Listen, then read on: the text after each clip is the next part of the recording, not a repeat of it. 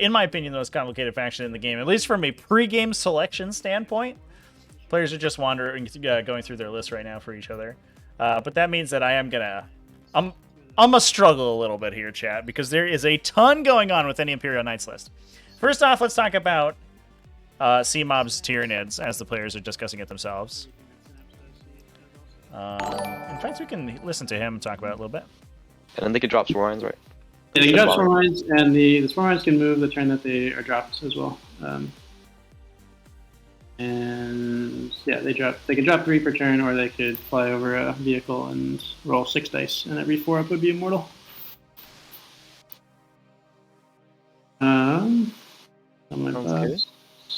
Yeah, Kraken Strat is the 8-inch auto advance. And then you also advance in charge Onslaught. Yeah, with a spell, advance in charge. That's right. You have no deny strats or anything, right? Nope, no denies. I can give the guy that has the mortals 5 ignore mortal wounds. Besides that, nothing related to deny mortals or psychic. The guy who has the invul. Okay. Oh, that's this guy right here. Yep. Yeah, I gotcha. Okay, cool. Right. And then yeah, my imperatives. So I'll be in a different one each turn. So the Hive Tyrants advance or fall back and charge. Warriors are exploding 6s in melee. Batrep is +1 to cast and 5 up. Against mortals, and then the Zoanthrope is a 4 up invuln for the monsters and a 5 up invuln for the infantry, as long as they're within 6 of all of these are as long as they're within 6 of synapse. Sounds good. Yeah. Any other questions? Anything? No, nothing that I have.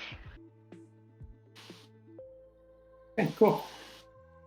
All right. I guess we can roll for deployment then. Sounds good. Got a 4. Got a 1. Right. I'll let you deploy first. All right. We Sounds gotta good. pick our secondaries. Yes. Okay, you're gonna do. I'm assuming you're doing book 1, so you're gonna do yours first, and I'll switch to faction after that. Next one. Doing night ones, is that right? Yeah, I'm just doing all 3 night ones. Nice. I'll take banners.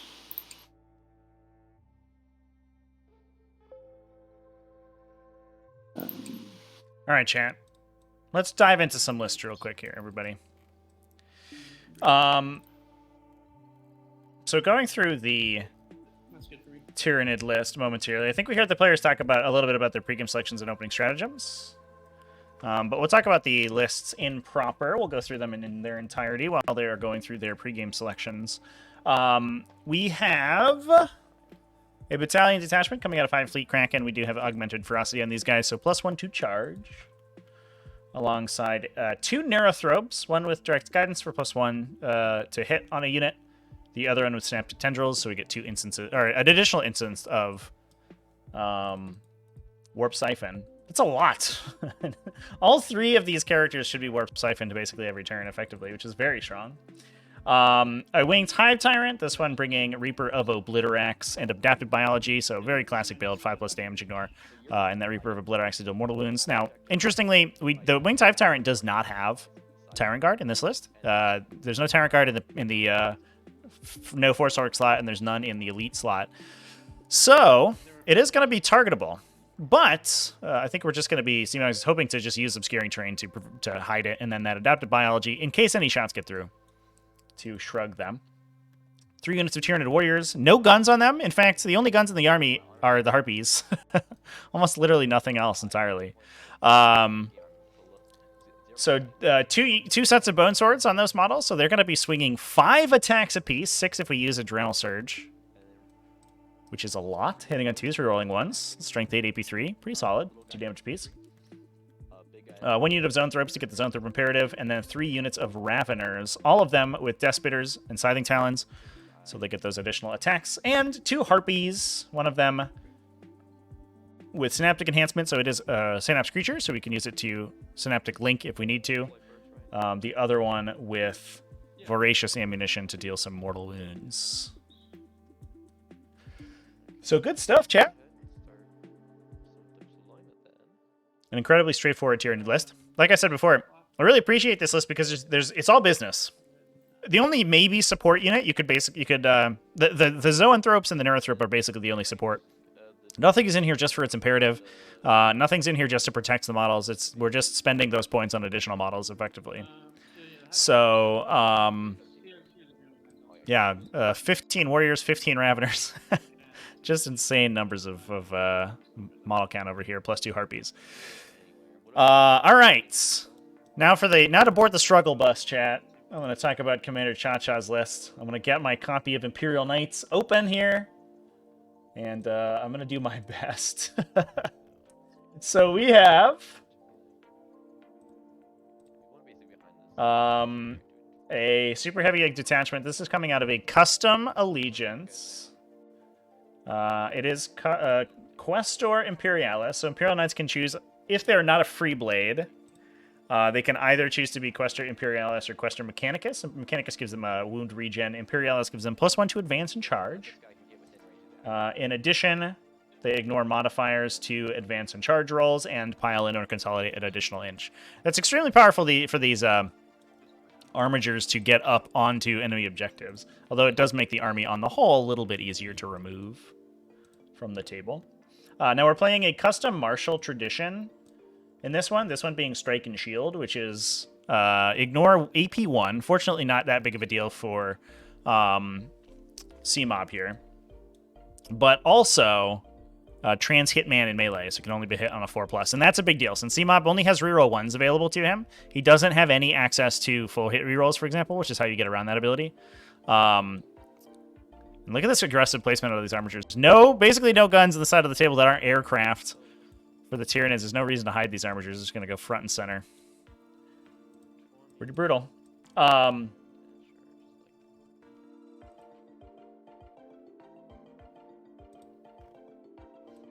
Yeah, so Trans Hitman and ignore AP1 in melee. But like I said, I think that only will matter for the models without melee weapons, which is, I think, literally the Zoanthropes and the Neurothropes. Everything else has a higher AP than that because of the High Fleet Kraken ability. Moving on, we have 2 sets of Armiger Helvrins, one with the Bastard's Helm, so he can hand out a +1 to wound as a bondsman ability to another Armiger. So that's 4 total Armiger Helvrins with heavy stubbers and their big autocannons, their big 3-damage autocannons. Then 1 set of Armiger Warglaves. These guys have melta-guns on their top carapace. And then last but certainly not least, we have 2 Knight Moiraxes with Siege Claws and Rad Cleansers. Now, these things are going to be absolutely lethal in this matchup. And I think CMOB is probably a little bit happy that he has -1 damage available on his warrior units. And he has 4 wound units in terms of the Raveners, because that Rad Cleanser is a pretty disgusting, only strength 2, but 2+ poison, so it will wound everything on the Tyranid army on 2s, and 3 damage with D6 shots. So we're firing 2 of those out of each of those 9 Moiraxes, which makes them incredibly effective at dealing with this heavy, like, sort of medium infantry. Now, they are AP0, so you do get good saves against them, but that doesn't tend to matter when you have the volume of firing 2d6 of those out of each one of those knights. Those guys also with the Siege Claws. They get -1 to hit, but they are D6 + 2 damage against vehicles or Titanic at strength 12, AP3. Pretty good stuff. Now moving on, we have a super heavy auxiliary.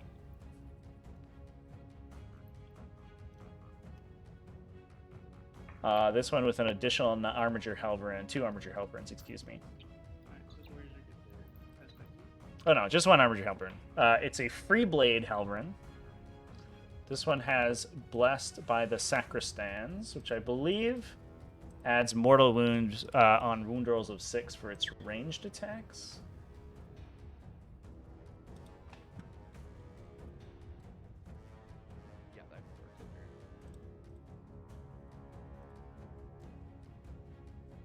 Yes, I did it. That's correct. Nailed it. And then that one has the Baron upgrade.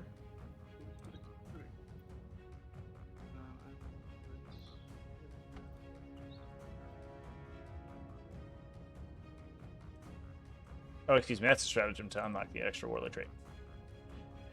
All right. Moving on. The last but certainly not least in this list is a Knight Errant. This one is the Herald.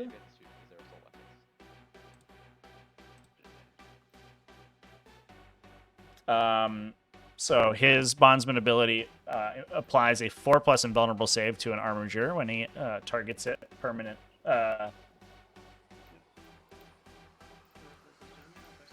Yeah, until the start of your next turn, so for 1 round, and then he also gets an additional target for their bondsman ability, so they'll get 2 of them.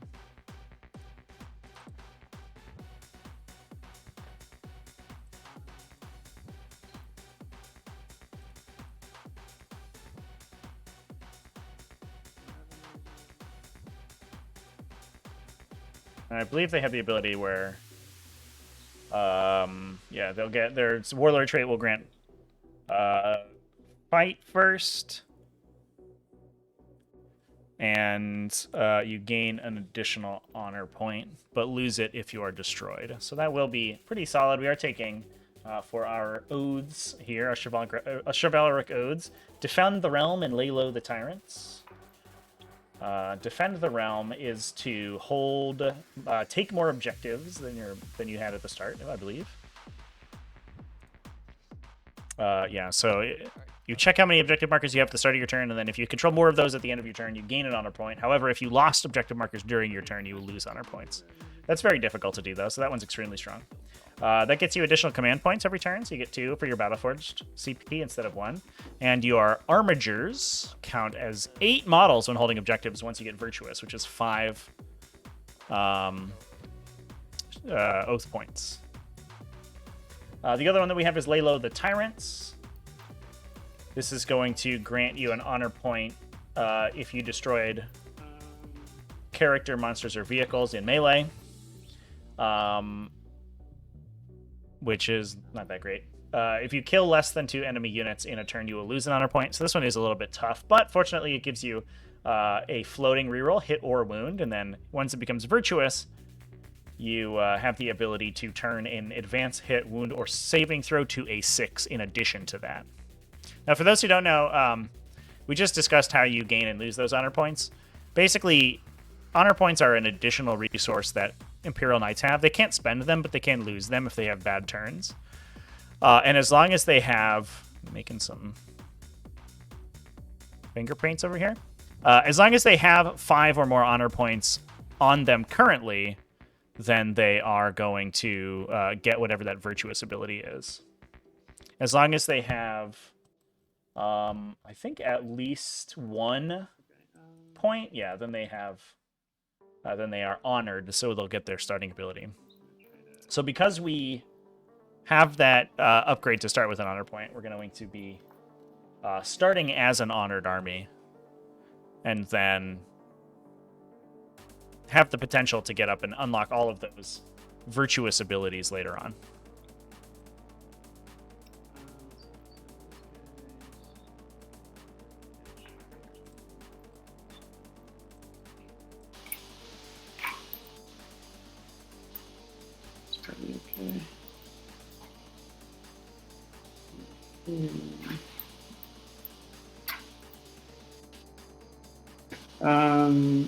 Yeah, so we'll do that.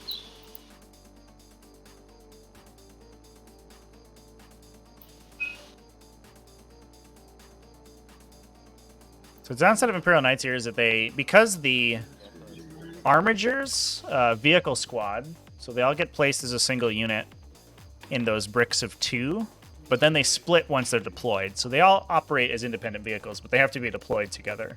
That means that Imperial Knights will oftentimes have a tough time getting good lines of fire to enemies on the first turn. And we can see that kind of come into play here. CMOB's able to demarcate some good positions for his Harpies to go, or they're going to be attacked by a very limited number of enemies. These walls are just high enough to hide a Harpy behind them. And while this Harpy on the side here is probably going to get hit by the Helverins, yeah, we can see it outlined there. It will most likely not be enough to kill it. Just do some damage.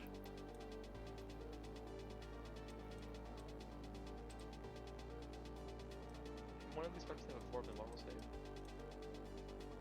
No, neither has an invuln. One of my imperatives, so like for one turn I can dig a nail. Otherwise, it makes sense that everything's going to be hanging out behind these walls here. I'm very interested to see where the high turn goes. I imagine it goes behind these Harpies. It's a little dangerous to put it in the walls in the first turn, because it is physically voluminous enough that it can potentially be seen by a Helverin moving forward. Yeah, it looks like we're just going to place it behind the Obscuring Terrain, so it is line of sight blocked. And then I think we're just going to basically make a little spot for this Hive Tyrant right here. And this is not Arcs of Omen yet, so the new data site is not in use quite yet, Chad. So that Hive Tyrant is eligible to be targeted with the overrun stratagems. The Hive Tyrant is going to push out, try to kill an Arbiter every turn and run away. Now, to be fair, Imperial Knights are actually extremely difficult for this Hive Tyrant to remove. And it kind of requires an over-expenditure of stratagems to kill them. Because they have that Strike and Shield, the Hive Tyrant can only hit them on 4s. It does get a floating reroll from its tail and rerolls from its Bone Sword. So it's hitting on 4s, rerolling 1s, and 1, 2, or higher. So you probably get, you're likely to get 3 or 4 hits through. The problem is that if that Armiger's bonded, they are -1 damage and have a 4+ invulnerable save. So you really need to get like basically as many hits through as you possibly can. So you probably have to spend, because you don't have the opportunity to spend your CP on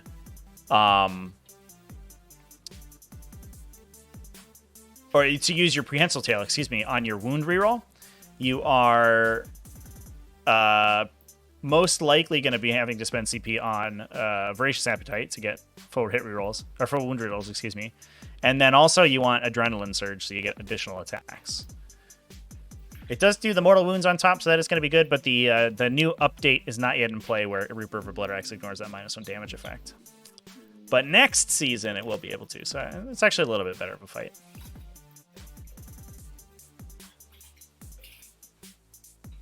Bring it down as secondaries versus knights. Yeah, so we have, for secondaries over here, chat, Tyranids with Psychic Interrogation, raise the banners high, and bring it down.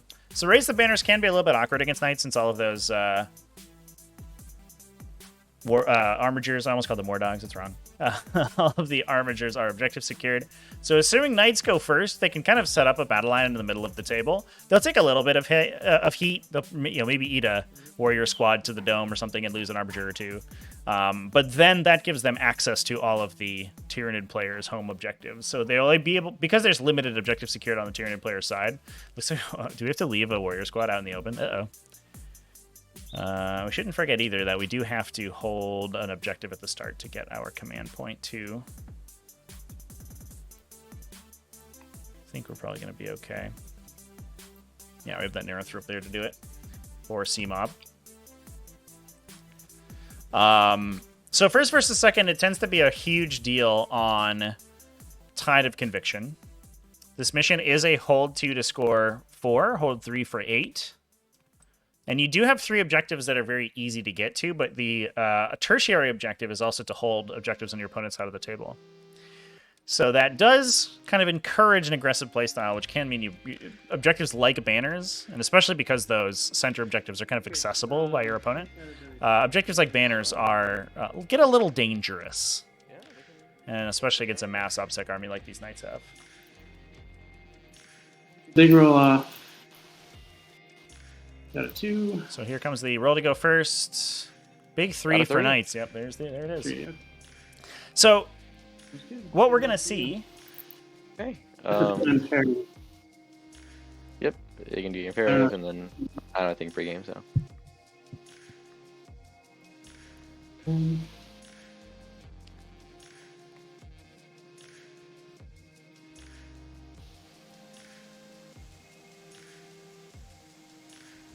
Use my invuln here.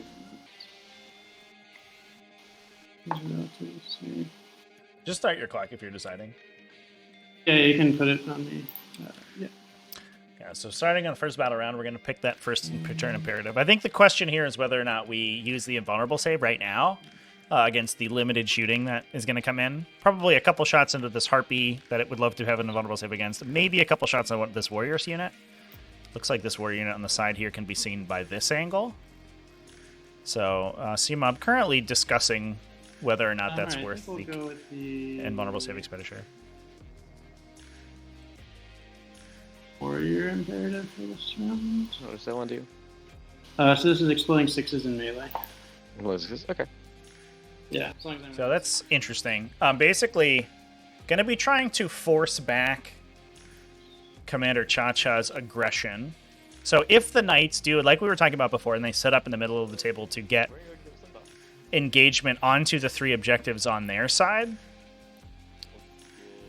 we're now representing that what is effectively +1 to hit against them. Exploding 6s and +1 to hit are mathematically identical.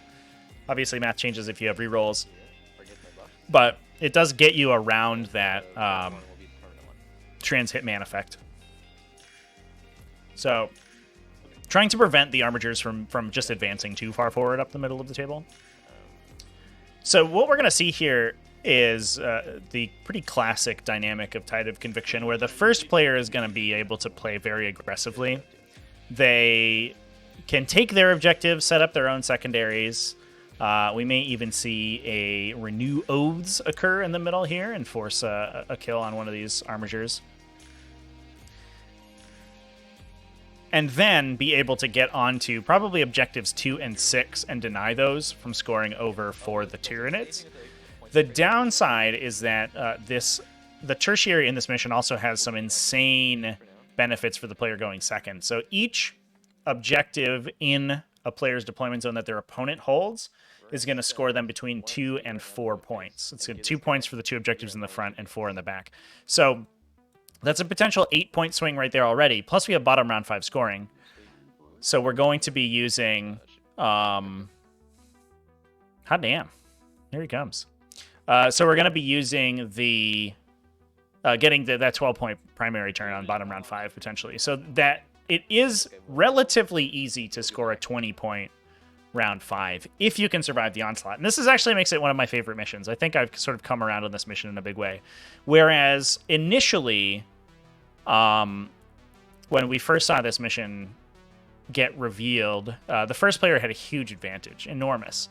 But the addition of all of these points scored at the end means that the player going second is probably going to get goose-egged on round 2 and maybe round 3. But if you can play defensively and cagey enough, and you can attrition your opponent's army down and push out in the late game, you can make up for that in tertiary on the final turns. So there's actually it's a super interesting dynamic.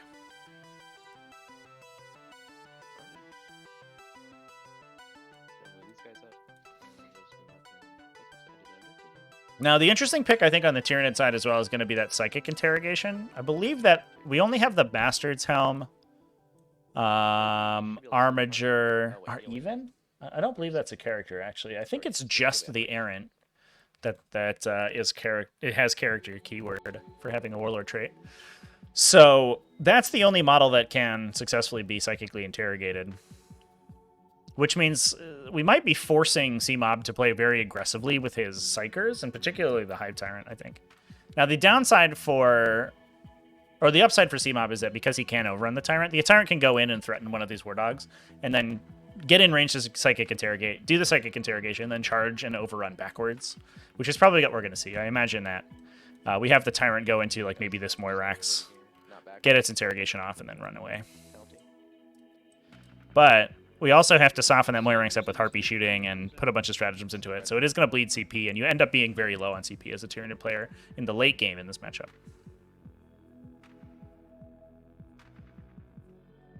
Oh, one of the Armigers is a character, chat? Because I know there's one that's separate.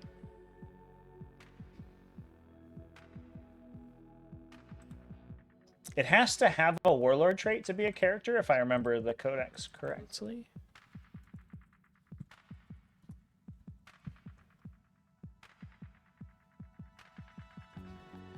Oh yeah, you're right. Yeah, the Bastard's Helm, or the Free Blade, excuse me, the Free Blade Armiger is a character. Yeah, there's 2. You're not wrong.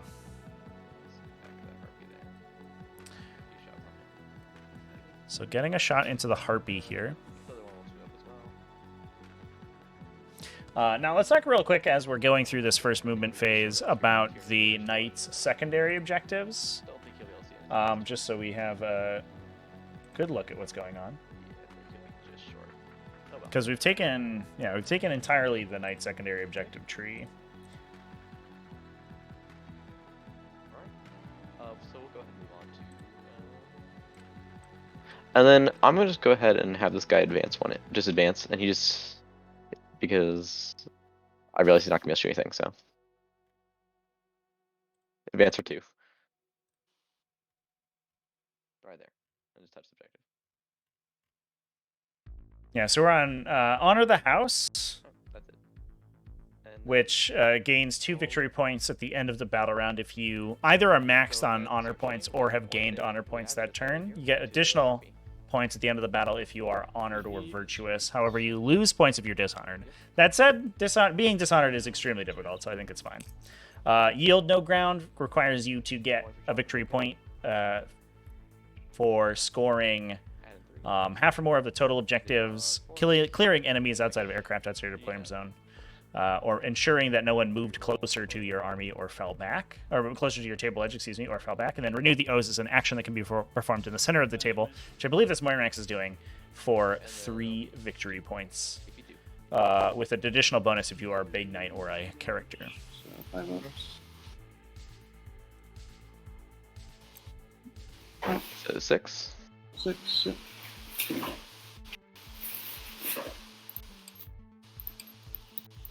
And then we are in Rage of the Stubber, so we'll do that as well.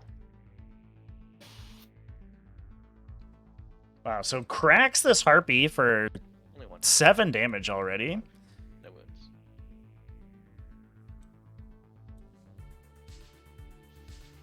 Alright. That's everything, I think. Doesn't quite kill it, though, so it can Interesting potentially be first turn there. regenerated. And we have Bondsman down on the Armiger Halvrin here and the Warglaive on the side, it looks like. So good. Oh no, that's been bonded by the And then on a 4, Bastard's if I gain honor. Helm. I don't. Yeah, it must Yeah, be these those 2. are honor points over here. You got 2. Yeah, that's from my So this Moirax on Objective 5 is a little bit exposed. I'm a little worried about that guy, because I don't think he has any defensive abilities up online. So it might be that, yeah, it looks like we're probably going to go for an advance and charge here with the Hive Tyrant into that Moirax. We're going to leave the Moirax in the closer for Psychic Powers and the Warriors to clear out. Or probably Raveners, I think. You'd send Raveners into that guy. And then you can bounce the Tyrant back into safety.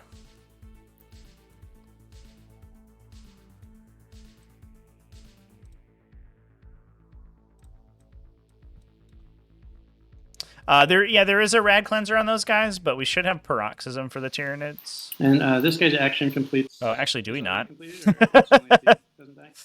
We do on one of the Neurostrobe chat. So we can Synaptic Link out an anti-Overwatch, targeted anti-Overwatch on these guys. This guy's action, does it complete? Is it already completed, or is it? Yeah, only it completes at my turn, so. Is it your turn? Sorry, Okay. John. Oh yeah, let me put that in. So yeah, this knight right here is going to make it very difficult to place a banner. It's also going to score out, Just click through the phases there. I believe, we'll score out the Tide of Conviction Tertiary on the first turn. Yeah. So that's worth 2 points already, and it will most likely prevent a banner. Like Chad is saying, it's going to prevent Overwatch as well, but you can charge it through the wall, so it's you can get around that.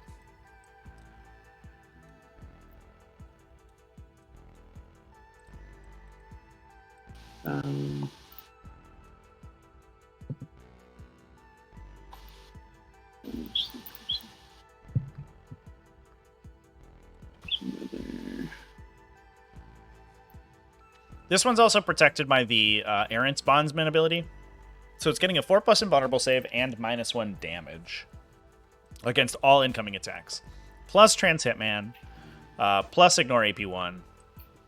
It has a litany of defensive effects on it. So it is the way to deal with these guys is mortal wounds for the most part. So it's fortunately that we do have the Neurothropes and the Zoanthropes back here, because they can drill a little bit of damage into it. But even once those go in, even if one of these big Ravener or Warrior bricks hit it, is not guaranteed that that knight goes down. You do have to get some lucky rolls.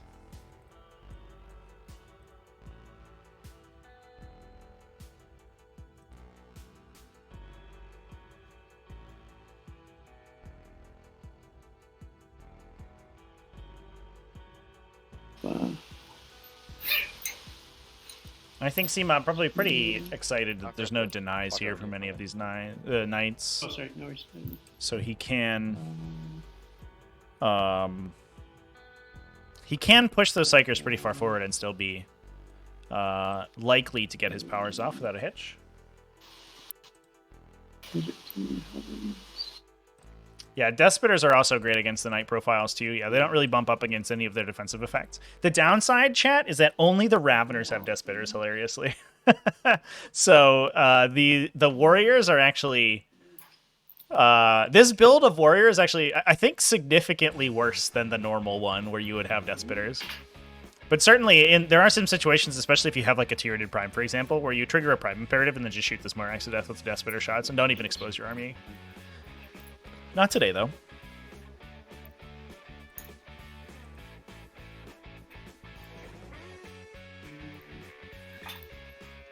CMOB playing like he's already prepared to finish the game? No. Let me tell you, speaking from personal experience, this matchup is a mild nightmare. It's certainly playable for Tyranids, at least in their Nephilim configuration, but you lose models so quickly to Knight shooting. Basically, almost any unit that is exposed at the end of this turn is going to get killed by shooting from the Armiger Helverin standing in the back. Since you haven't moved anything, you're fine if I just plug 2 shots. That's fine, yeah. Alright, you can clock it back to me. You gonna shoot the Warriors here, sir? Yeah. Oh, I forgot to roll out the what are thermal guns? spear over here. It's just the big one. 6. Okay, go ahead. And just reroll. Alright, 2 wounds. Wounds, AP. 4. It goes right through. Alright, so I have to roll 3s or higher to kill him. Oh, yeah, roll 1 at a time. Oh, sorry. Well, either way, it just kills one. I'll Yeah, say it just kills one. Nightmare with a K, Chad. Yeah, if you want to roll a 4 up for the order. For sure. that's fine. But because Tyranids rely so heavily on their melee phase damage or their fight phase damage to clear out enemies, the Trans Hitman 4+ invulnerable save and -1 damage puts you in a position where it suddenly makes your very good melee profiles in fact very mediocre. And it opens up a lot of situations where a single knight survives on 1 wound on an objective, for example, and that can flip. That can mean between 4 and 8 point victory point swing immediately because those knights are objective secured, and oftentimes count as 5 models.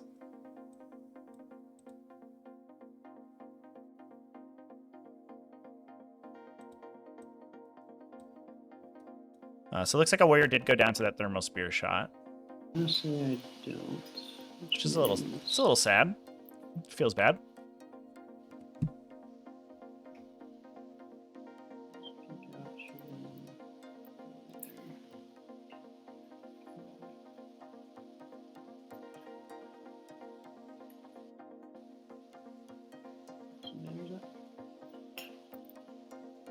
Okay, so command phase, we'll get out some buffs.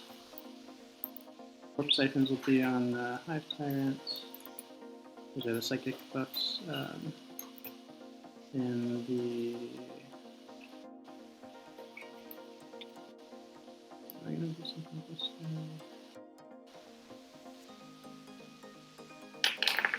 Yeah, I think. So.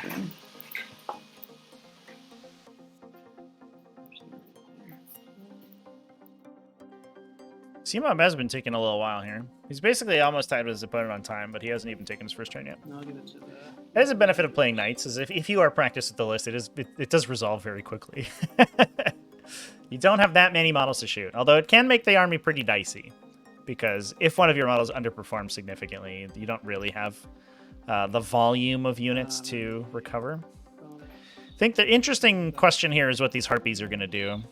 There's certainly, obviously, it would be nice for the Harpies to be able to fly out and get bombing runs onto these knights, but right now the armigers are just going to kill them if that happens.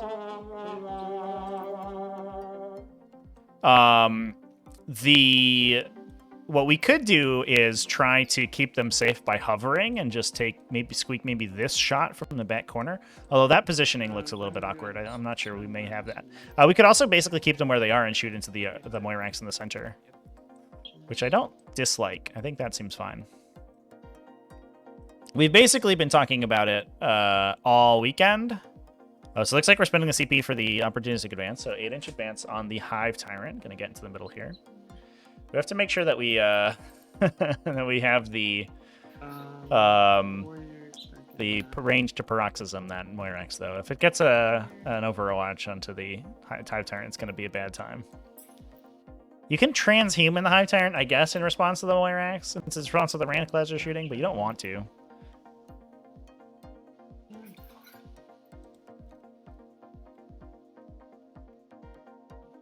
Touching that objective, but not charging to the wall. Sounds good.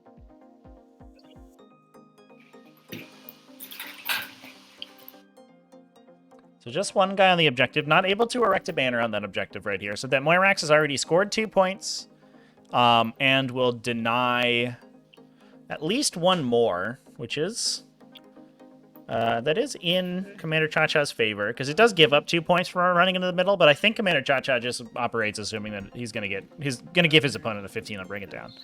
I don't think you can try to play KG with your knights and and try to keep your opponent from scoring bring it down against the army that scores bring it down every time one of their models dies.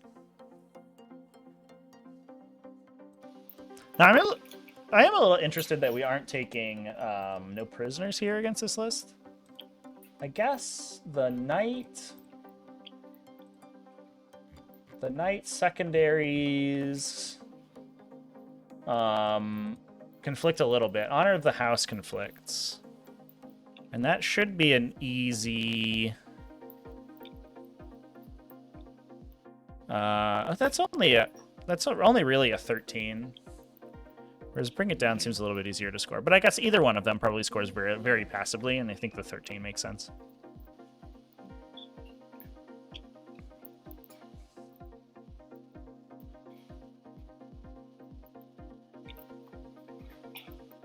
Let's see, revenues. Now we did put down a 3 and renew the oaths, but I think that will disappear, assuming that this Hive Tyrant kills this Moirax. Now the dangerous part, like this is so dangerous because if the Moirax survives and the Hive Tyrant dies in the swingback, you lose imperatives for the entire game. It does have exploding 6s this turn, so that does go a long way to helping get around the transient man effect. But it is still very dangerous.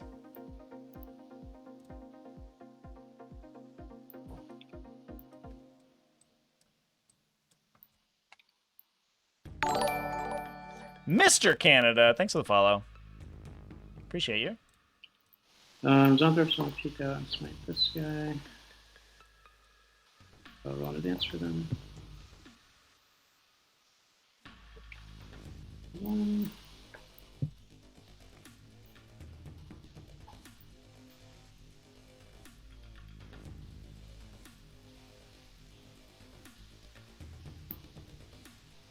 It's not barely getting that one there.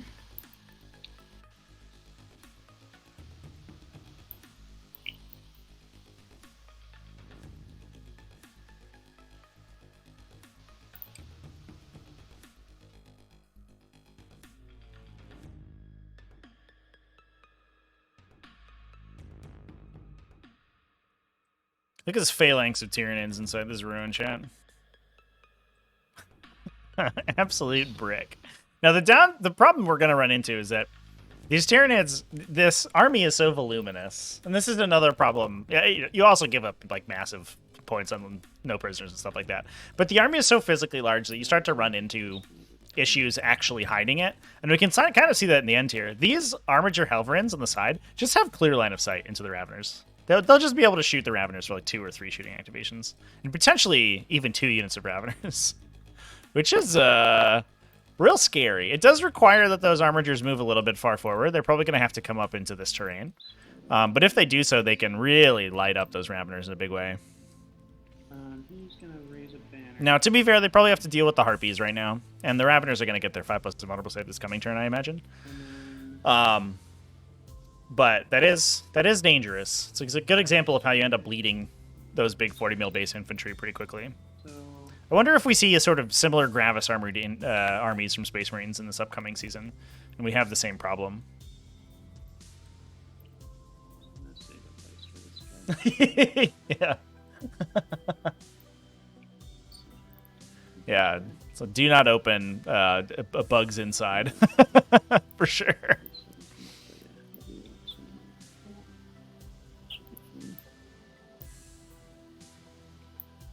Somebody call an exterminator, please. This is. I'm sorry. I'm just proxying this to make sure I leave room for this guy. Really appreciate this careful play of the Winged Hive Tyrant. I can't tell you how many times you try to set up a sweet Hive Tyrant play and then end up just not leaving space for it, and it just stands in a stupid position. Especially if you change your plan halfway through the turn. So I think what we're going to be doing here is placing mines with the Harpies and then yeeting back. So this Harpy. So because... sorry, they're both hovering. Yeah. This guy is going... Literal can of worms. Will it be easier to hide on the new maps? Hide this style of list? I doubt it. This list is difficult to hide on almost every kind of map.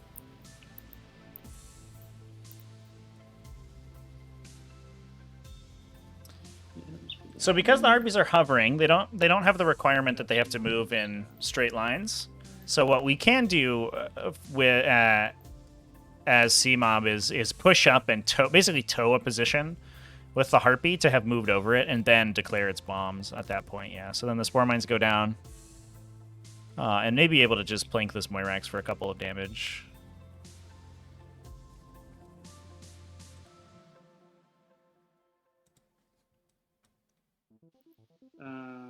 Going to advance with the mines. Scourges, now we're going 6.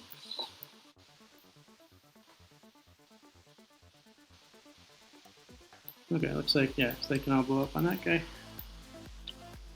Boom.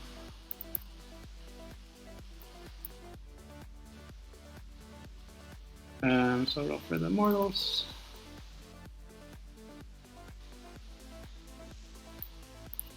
So 2 through 4 is 1. Yes, those are all 1. Can a Harpy deploy in the deployment phase for Arcs of Omen? No, they must be placed into strategic reserve. And I know we had this discussion on stream a little while ago. Because Tyranids specifically have ways to put Harpies in reserve that are not strategic reserve, because they can put them in drop pods. They can actually place them in transport. Aviator Gaming, thanks for the follow. There is the potential that you have Harpies that do not start the game in strategic reserve, so that is actually illegal in Arcs of Omen. Arcs of Omen doesn't say that the aircraft can't be on the board, and it doesn't say that they have to be in reserve. It specifies they have to be in strategic reserve. So they are not eligible to be placed inside a transport or any of the other reserve rules that they have. So they're basically required to be dropping on turn 2.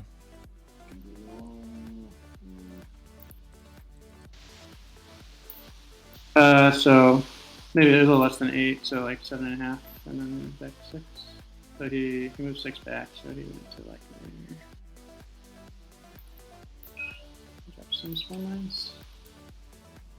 Yeah, I think because we are repositioning the Harpies a little bit, the math gets very awkward for placing these Spore Mines. But mostly, if you want the Harpy to be around the same position, you can just place the Spore Mine 7.5 inches in front of it, because it can just move forward and then back.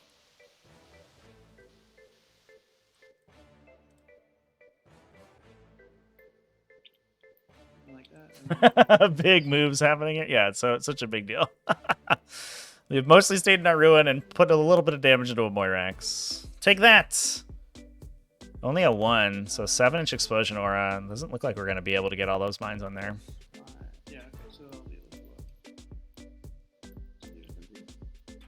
blow up. Or maybe we are.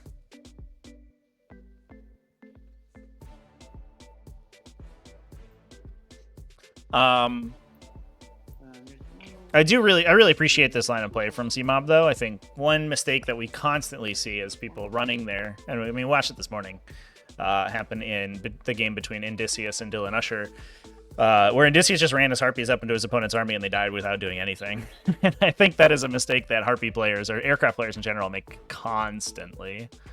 Whereas right now, we're just going to be using them to generate Spore Mines, doing a little bit of Mortal Wounds. Actually kind of bossing the Mortal Wounds, to be honest. I don't know how many did 7. Did we do 4 at the first RP? Damn, okay. Calm down, Mortal Wounds. And then just trying to leave them in that line of, or in that building as long as we can. They're still going to take a little bit of shooting from the Halverins on the corners, but not enough to kill them out, right?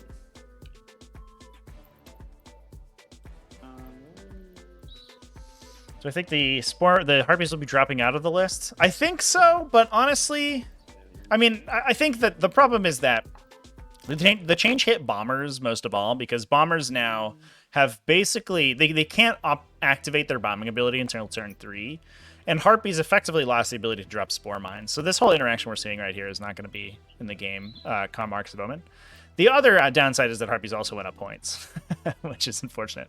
And I think we were in a situation where the nerf to aircraft is very appropriate, and I actually I'm impressed that they finally made it.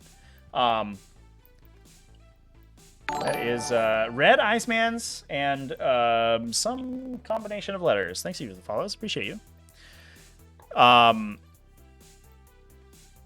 But I think we're at a stage where we could have actually dropped the points value of a lot of the aircraft. Not necessarily Harpies. I think Harpies are still fine at 200-ish. And Elphoda with the follow. Thanks, everybody. How's it going? Okay, and then... welcome, everyone, in chat.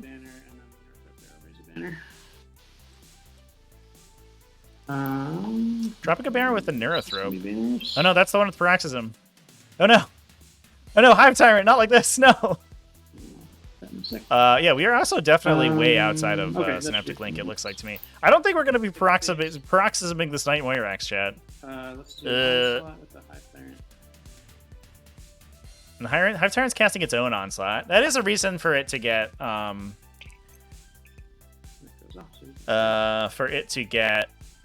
or for us to be bringing that third instance of Warp Siphon into the army. This feels very aggressive, though. I don't know if we want to charge this Noirax right now. We could charge the Helverin, I guess. It is -1 damage, but it doesn't have the 4+ invuln save. So I think it's a pretty good chance that the Hive Tyrant kills it. But without killing the Moirax, that means that the Renew is going to convert. Whereas I think we could have set up a position where we prevent that from happening. Cast Catalyst.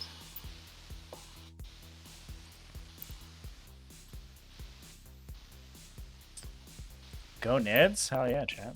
Oh, I didn't do a prediction for this game, chat. Is it too late to do a prediction? I'll go on this Harpy here. Can we still bet?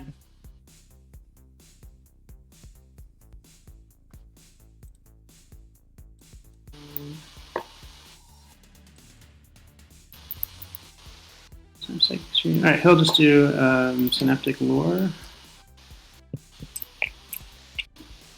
11. So I can reroll charges on this Morax here. Okay. The Zoanthropes will smite.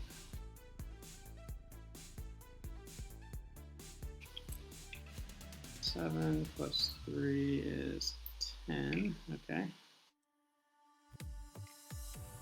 So didn't quite super smite the Moiraxes, despite the Warp Siphon we put on them. If we roll a 5 up, we kill this guy here. Alright, see if I can... Or a 4 up. If we roll 5 Mortal Wounds, excuse me. 3+ here to kill the knight, so it's 3 plus D3. Oh, there he goes. Yeah, so 5 easy game. I mean, I know I can add the prediction, chat, but like, is this too much information? Has the prediction been the competitive integrity of the bet been compromised? Alright, shooting phase. Well, Zachary can't bet in Singapore. That's such a weird rule. Like, it's not actual money. Looks like we do squeak some lines of sight over to the Armiger Warglaives back here, which is funny. That does mean that I think they're going to be Thermal Speared in response, but 2 Thermal Spears, the Harpy can survive just fine. I could still take some shots at this guy. All right, I'm going to add a prediction chat. We're going to go for 5 minutes. Let's do it. Strength 8, AP 2 for 2 damage. I'm gonna save the CD. So there's a number of shots.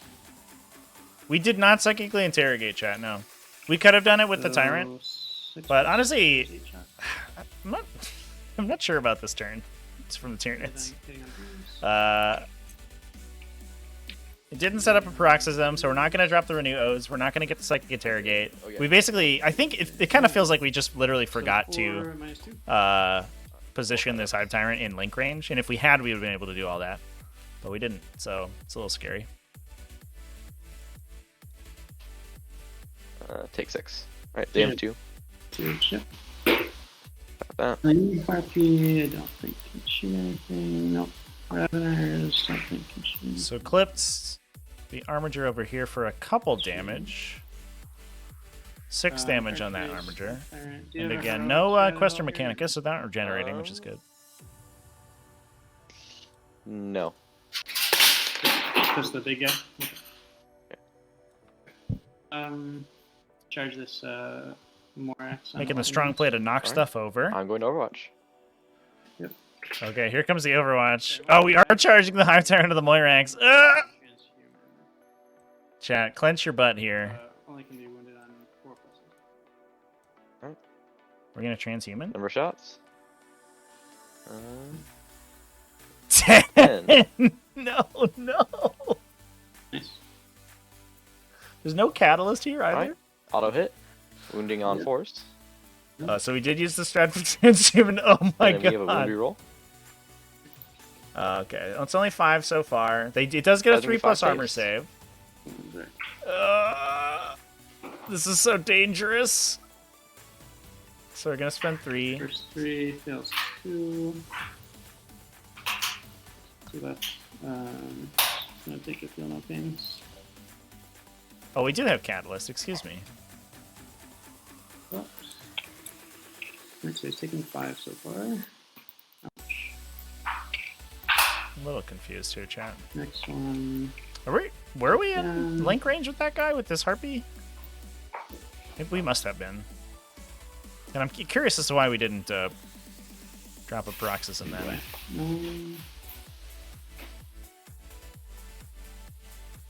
Alright, I'm gonna CP this. Just to be clear, 3 is saved in this, right? Oh, sorry. Okay, thank you. Yeah, it's an AP0 weapon, right? Yeah, sorry, I was assuming it was on my hand wall. Okay. Okay, so that was a 3. All right. I'm a little confused about this game state chat, but we can clear it up. I think it's fine. We're on the first 3 rolls. First 3 saves what I rolled. The Tyranid self-nerf, right? I mean, it kind of feels like that sometimes, though, right? You're like a Hive Tyrant gets shot, it's always in your invuln save. Nothing's ever, 0 AP shooting at them. Everything in the game is AP a million. I understand that distinction. So I... Oh, excuse me, he has his damage ignore from Adaptive Biology. That's the Warlord trait, chat. So he's definitely out of Synaptic Link right now. Trev, is there any way of reviewing that, or? What's the question, sorry?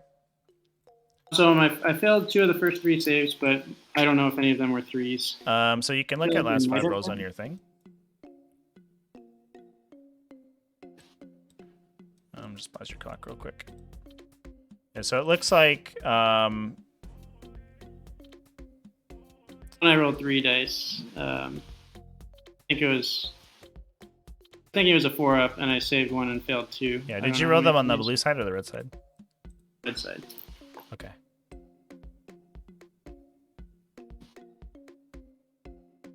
Yeah, so you rolled 2 3s and a 4 on the first 3. Okay. Yeah. And then I roll a 3 and and then a 3 and a 4. So it looks like you saved them all. So I'm actually good despite all of that rolling. Okay. Thank you. Sorry about that. So here's the last one. Thank God for the dice roll log. What a useful tool that is. Shout out to whoever coded that into the mod because it's so useful. So, What's the despite APM all of of that trepidation, the Hive Tyrant just bonks all the incoming damage off the armor save. Doesn't take anything on the body.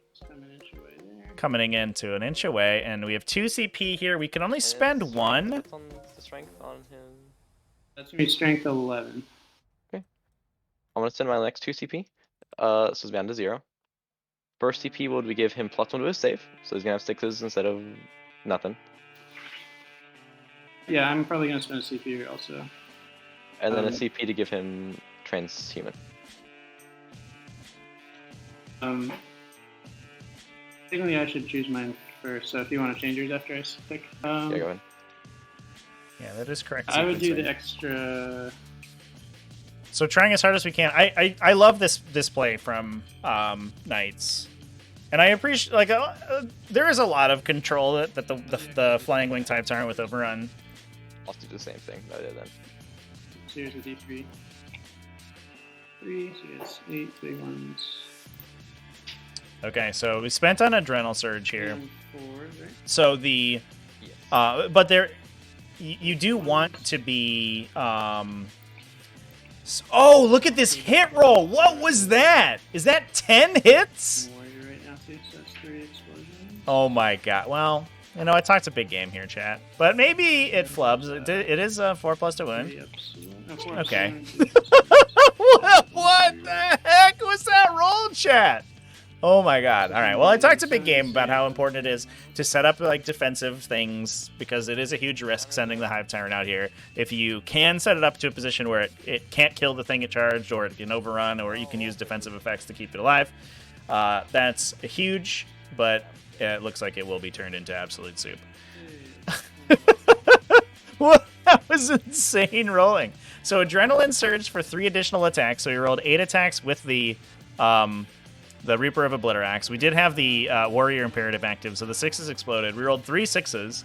So out of the 8 attacks, 7 of them hit after rerolls on 4s.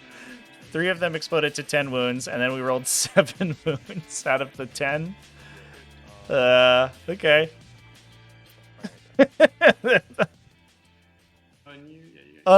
Unreasonable.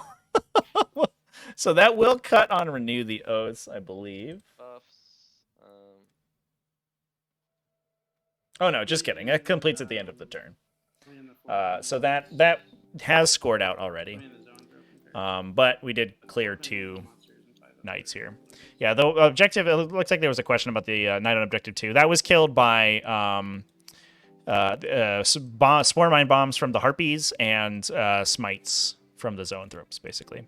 So Mortal Wounds clipped it out. But we had the potential charge from the Tyranid Warriors here if we needed to kill it, because otherwise that would have scored out of 12.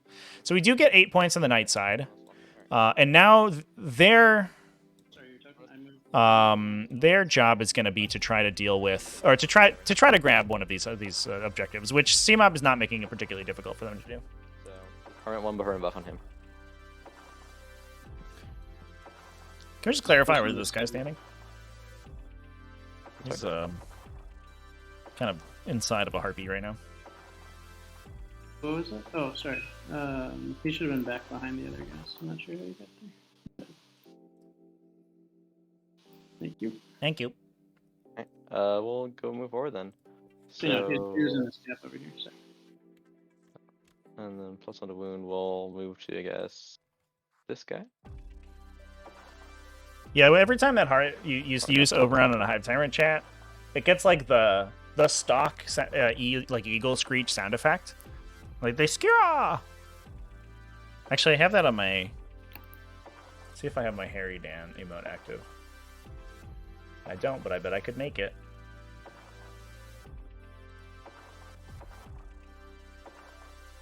It's not gonna fit. You won't be able to see anything anyway, so yeah. So we're gonna move him. Ready? Let's go. Backwards, then he'll just go touching the edge of that. Right. Same for this guy here. Never gets old.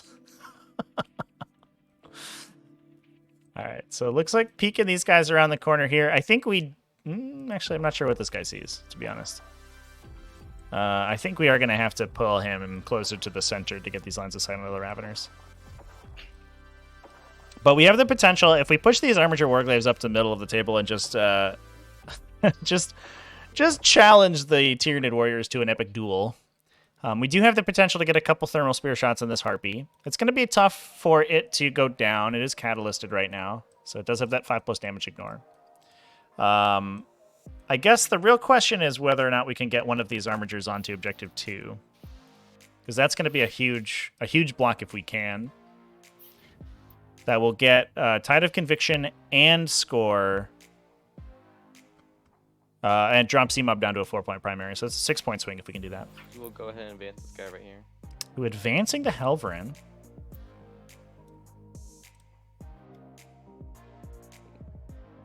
Actually, we may not have to, because we might be able to do this guy right here. So we'll stay on that. Alright, this guy's going to move to the edge of the objective here. And actually, I could have given the Knight's other buff to him, so I will do that. The big guy will give his buff to him. That's the invul Big and guy. all Yep. that stuff. This guy will... is there any angles we can get on Harpies? That's a permanent one? No, the permanent one on the guy over here. Oh, The gotcha. melee one. Okay, I don't think I can see anything with him if I do stuff, so he will... stay behind the... Stay touching the objective over here. The Tyrant's going to have a lot tougher of a time, chat, because we're... The only reason the Tyrant was able to do as much damage as it did, I mean, in addition to phenomenal dice, was that we didn't have the defensive buffs active on the Knight that was charged. So that Hive Tyrant... Iron Andy, thanks for the follow, by the way. So that Hive Tyrant, now it's going to go... If it's going into one of these armatures, for example, is now -1 damage and is swinging into a 4+ invulnerable save. So instead of a 6+ save that the armature had previously, it's saving 50% of those attacks instead of significantly less than that.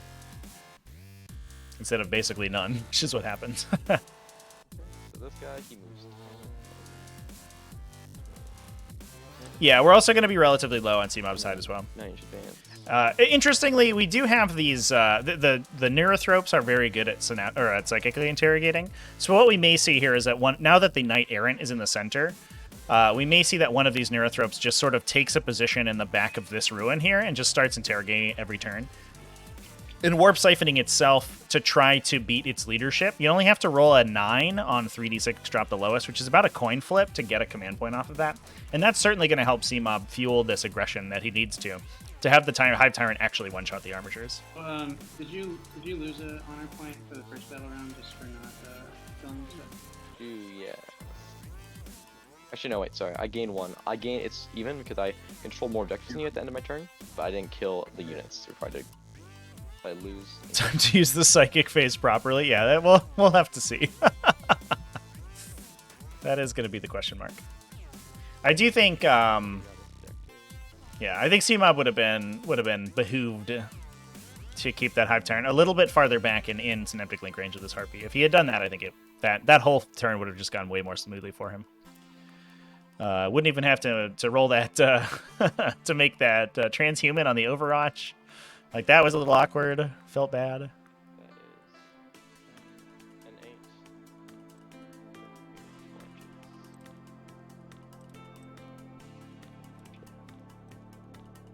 And then we would have another... If I advance for 9... Yeah, we'll go ahead and do this guy, advance for 9. So 1 CP on that. And I gained 2 from the turn anyway, so it doesn't... I was like, this guy will... Not... Yeah, it's transhuman and trans-hitman, chat. Theoretically, you should get about 25% of your attacks through, and he converted with 7, which is, you know, a little above average. Obviously, there were rerolls and exploding 6s in there as well, but it doesn't change the math that significantly. Is Darktide a good game? Yes, chat. Absolutely. Get, Basically, any day that we usually stream weekdays. Any weekday we haven't had a game going live. We've been playing Dark Tide, and it's friggin' sick. I almost have 4 max level characters. I've spent a lot of time getting weapons on my Zealot and my Psyker rather than leveling my Ogryn, because I don't really like playing Ogryn, but I like those guys a lot. It's fine back there. Also, we should be getting a content drop probably this coming week. They released a trailer for it, If you would've, like, so there should be like more missions and stuff coming out. Yeah, no, I don't think I want him in the front anyway. So it's a really kind of a rough position here for these guys.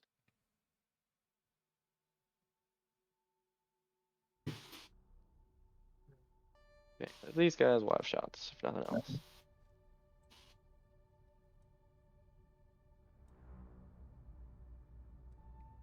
Are Zoanthropes considered characters? Zoanthropes are not, the Neurothropes are. One on the objective and one back here. Interesting. Yeah, it is definitely better with co-op play for sure, chat. If you're on voice, if you're on like VoIP with a team, it's really fun. Playing with pubs can get frustrating. At lower levels, it doesn't matter so much. You should kind of just do your thing. But once you get up to like level 4 and 5, pubbies just like end your run a lot of times because they do stupid stuff. Which is unfortunate. So Vala Bearable in chat. What's up, dude? I think we might give up the action this turn. No, renew the oaths.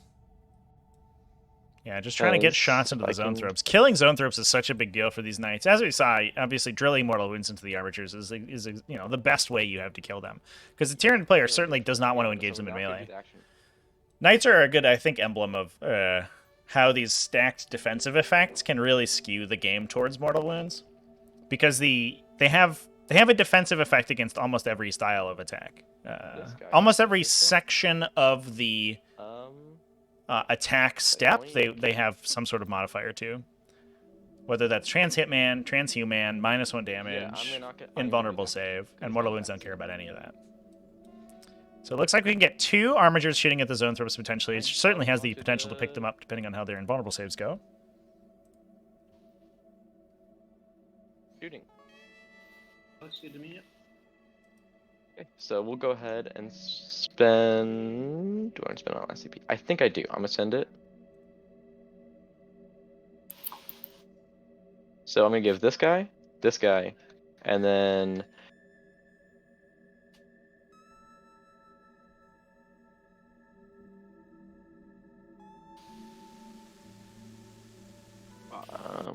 wait, hold on. This guy in 12. Thoughts on the state of Votann on the tabletop? I think Votann are going to be very strong come Arcs of Omen. Yeah, so they're gonna get 6. I think we're looking at a situation where Which ones? profiles that Votann are good against are going to become the norm. Whether that's a 3+ save and 2 wounds, or like a Custodian, so like a 2+ save and a 4+ invulnerable save. And Votann have just a mass Strength 6 AP2 2 damage profile, which is exactly what you need to kill this stuff. So I think Votann have an incredibly good brace of offensive profiles to deal with this stuff that's good in Arcs of Omen. And I think they're going to be really strong. His gun, big guns, number of shots. All right, here comes shots into the Zoanthropes.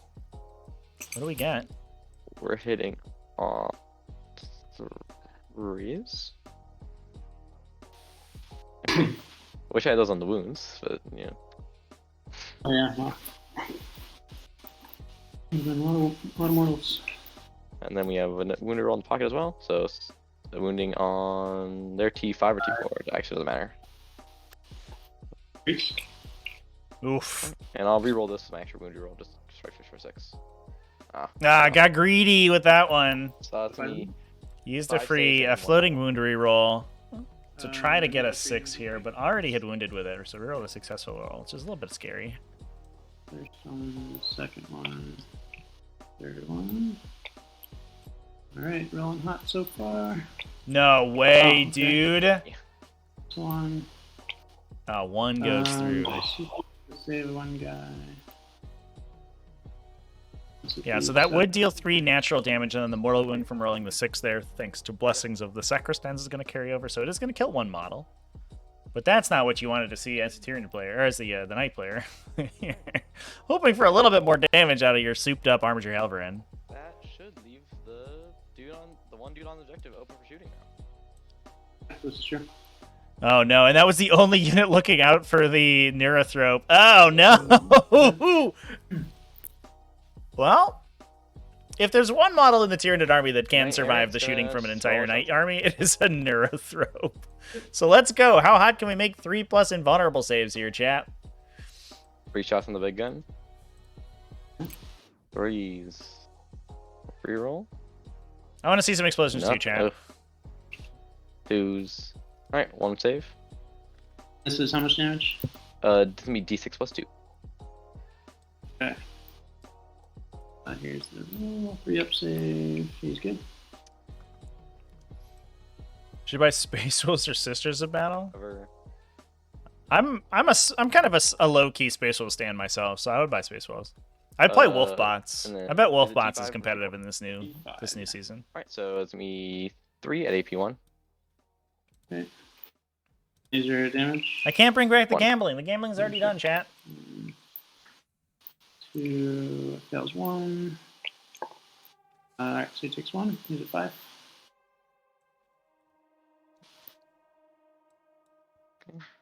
Autocannon.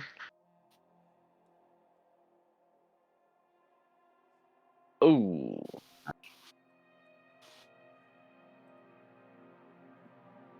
Just love that in there. So it looks like I think Neurothrope what we do so far just bouncing is we're gonna break the action with this guy. Makes sense. bouncing shots here.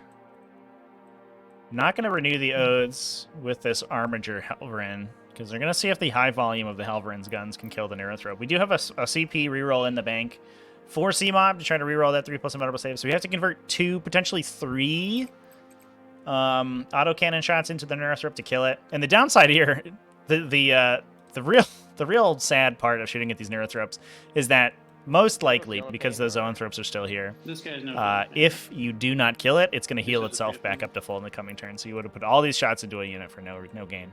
Although to be fair, So we're gonna do the the knights in the center don't have any lines of sight. But I do appreciate that ChaCha is taking all of the opportunities he can to deal damage to this Tyranid army. Just like the last turn when he dumped a bunch of CP into trying to keep that War Dog alive, I think it's worth the risk.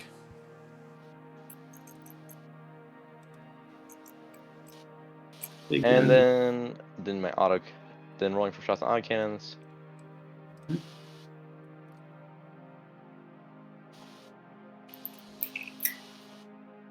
If my favorite faction was removed, how would I play? What would I play? Chat. That's a little close to home here because I do play Tyranids, and Arcs of Omen has done them a dirty. So, yeah, I don't know. I might switch to Tau, maybe an Eldar faction. Only 2. There are 2 each or 3 each? 3 each. 3 each. Alright, so I gotta take one. So 2 wounds going through. First one. Save. Yeah, so it looks like it will survive both saves. Okay. Turns out 3+ a vulnerable save, pretty strong. The dice are not treating me kindly. An ability that no one expected to survive into the 9th edition codex.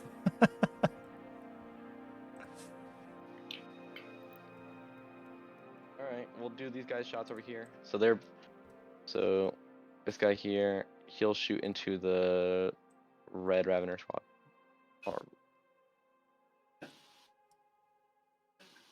They get a line with both of them. Which one's going This first? one- The first one? the line in the back. Cool. And then the front guy should be able to see the green squad as well if he needs to. Definitely appears so. Alright, Serge, this is the back guy.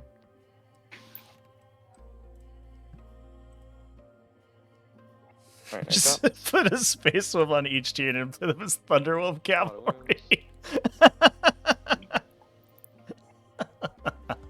Tempting offer, chat. Tempting. And also, it'll be these 2 as well because auto wounds. So 6, 5 of them ones, I assume. Yep. Because they're AP 2 at least. AP 2, damage 3. So kills 3 guys. Watchers in the dark, how's it going? Is CMOB scared? Maybe. This is a little dangerous. Although, I think he would be much more scared if he lost that Neurothrope. That Neurothrope bossing all the saves is pretty good. Looks like, wow, look at that. 3 Raveners down immediately. And then we do have line of sight into the second Ravener unit. This is a massive amount of damage that's being applied here. It doesn't feel that much, chat. And then 1 auto But as soon as any of these units cut into line of sight, they're immediately going to be dead. So reducing them before they get any use out of their melee attacks is so brutal. This is really going to be an attritional game for CommanderChaCha, and he's doing a great job so far. Just give a card effects a great Frost Axe. It is basically the same as a Screamer Killer, right? I feel like I think I'm a Frost Claw stan all the way, though. That wound reroll is pretty strong. Alright, 4 auto wounds.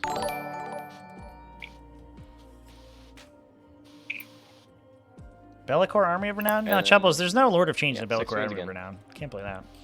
6 wounds going through. We have a 5+ invulnerable save for the Raveners. This is brutal. It looks like another 1.5 dies. Yeah. Oof. At least the Raveners are in Synapse right now. They are terrible leadership, so if they were too far forward, they might run away. But I think so far, so good. So we can pop one more stubber. 2 hits. 2 wounds. Okay. If you want. 4 ups doesn't cover. Huck Gestra, thanks for the follow. Appreciate you.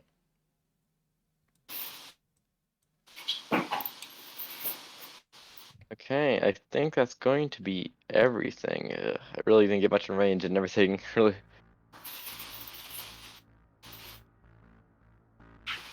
bounced this turn. Yeah. Let's see if we can get a charge off this guy in the front. Yeah, it feels bad that the Neurothrope survived, but Neurothropes, against low volume attacks, Neurothropes are tough to get through. Let's see if we can potentially make a charge on that Neurothrope. That would be a huge deal. Probably won't be able to get in range or anything. I won't be able to get that guy. Yeah, and then I don't think he's gonna get around the wall over here. Let's see what you get. I don't think he'll get there, but maybe.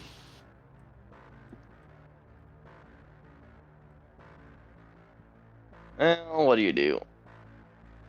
I don't think it's possible. Yeah, if you want to roll it, good. I'm sorry? I'm just saying, I don't think it's possible, but if you want to roll it, go for it.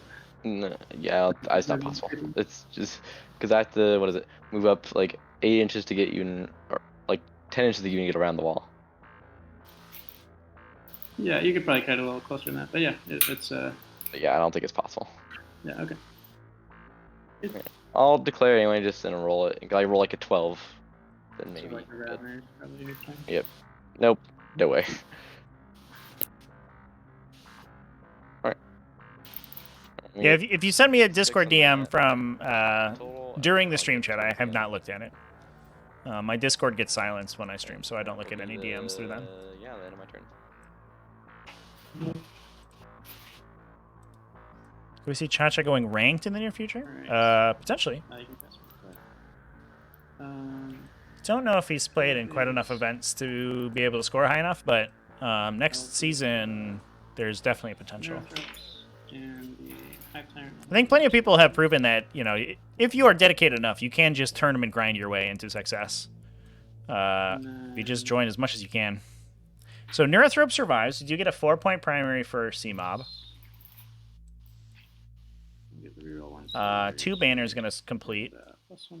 Although still unable to get that banner placed on objective 2. And I wonder if this is the turn that we start pushing.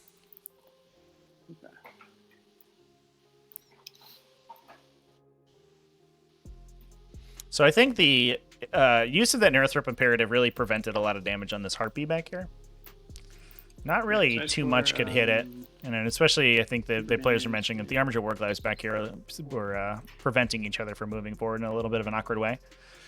We did get 1 Armature Warglaive up in the middle. But now if we break cover to try to deal with this stuff and steal some Knight objectives before they go Virtuous, then the downside is the swingback's going to be brutal. And like we talked about before, CMOB does have to play a relatively conservative game because he has to win on the bottom round 5, basically. Let's go.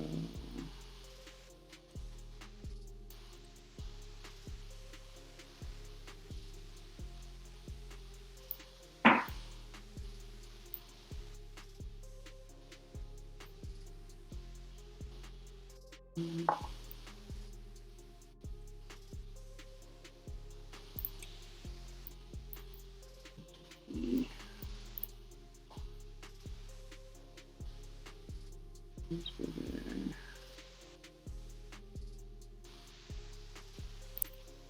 And then bracket, what do I go? 30? 30.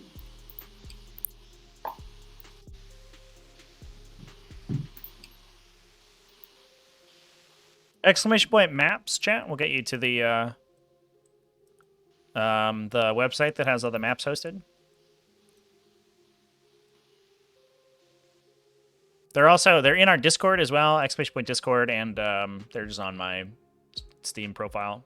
They're not in the Battleforge mod pack. Most competitive maps get placed on the Steam Workshop.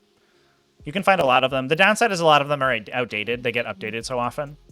But if you follow any of the tournament servers, you'll be able to find... Most of them have like their own bespoke map packs or packs that are created for common tournament terrain systems. So this one is a US Open style, but there are WTC maps and things like that.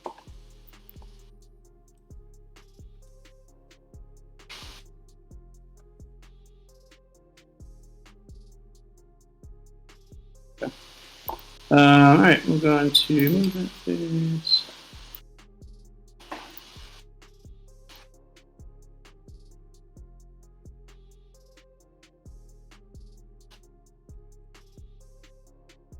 Let's see, in your characters.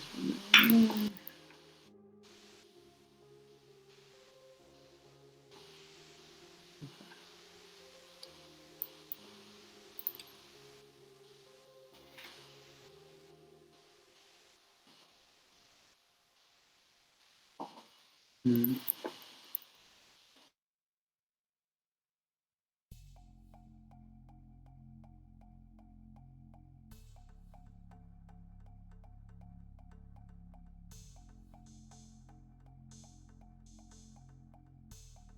Where's our...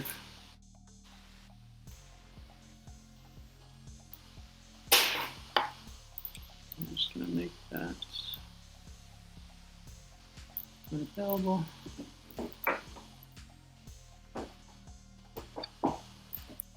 Yeah, so it looks like we're setting up to get the warriors into the front armature. Maybe that we try to just whittle it down with shooting first and see if we can't keep the warriors behind the wall so that they're immune to shooting themselves. They will be in range for the warglaives to get into melee, which will be pretty brutal for them, especially since the unit gets strung out. So it might be that the warglaive can get in and touch one of them without even having to deal with swing back attacks from the rest of the unit, but we'll see. Looks like a Ravener unit's going to be going in, probably just to engage these armatures and prevent them from moving forward and stealing this objective.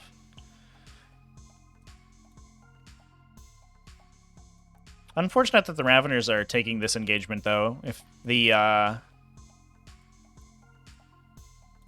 guess the Errant is on Objective 5, so they don't have the opportunity to swing over there.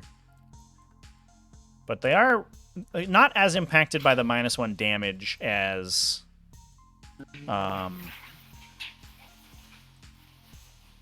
the Warriors are. So they're a little bit more effective against the -1 damage armatures. Lower strength, but higher number of attacks, and they end up with the same number of damage. Okay, looks like the Warriors are going to be pushing up here. Yeah, I think what we need to do is, if the Warriors charge up and get and clip out this Warglaive, we're going to have to put something on the objective behind the wall still, because the Warriors themselves will just be the only thing holding the objective. And then, at that point, ChaCha doesn't even need to charge that unit. He just needs to shoot them to death, which they should be relatively easy for this army, in order to contest that objective. Unchargeable position.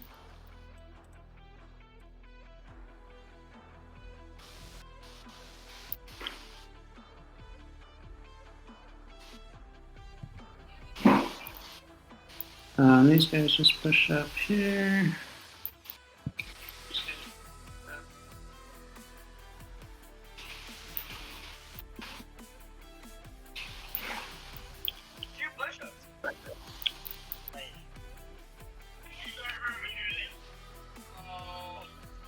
So some interesting background noise going on there. The players' mics. Sorry, my friends. They're being ridiculous. Let's see. Is there a threat back here wants to interrogate some stuff? So we're setting up for psychic interrogation now.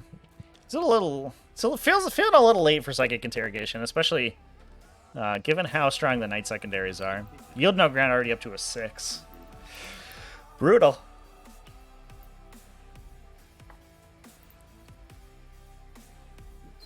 I almost wonder if, I guess, probably didn't quite have the movement to do it, but I wonder if ChaCha could have attempted the Renew Odes from the Errant. That does score 5 points if it completes. Obviously, it's a 400-point unit that you're taking out of the game for a turn, but if you're not that worried about it getting its several thermal cannon shots, it's probably fine.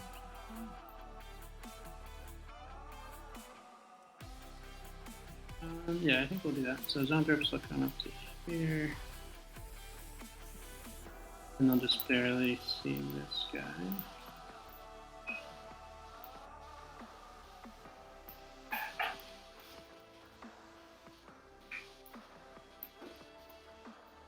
Okay.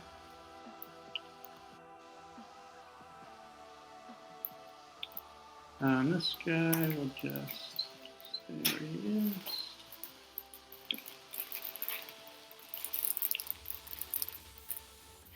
Okay, I'm gonna go outside.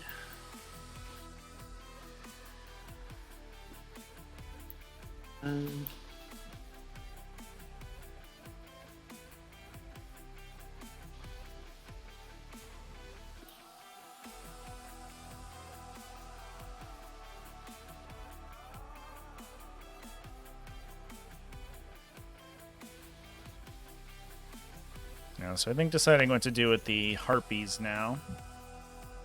We could continue to perform bombing runs and keep them relatively safe. The downside is that this would have been a really good turn to have that invulnerable save. Obviously, things change significantly if you have the invulnerable save. If you don't have the invulnerable save active last turn, but now those Harpies are a little scared of the Helverin autocannons. Okay, I think we. What if we turn around and just try to put both sets of venom cannons into one of these armatures on the side and try to clip out one of the incoming autocannon shots?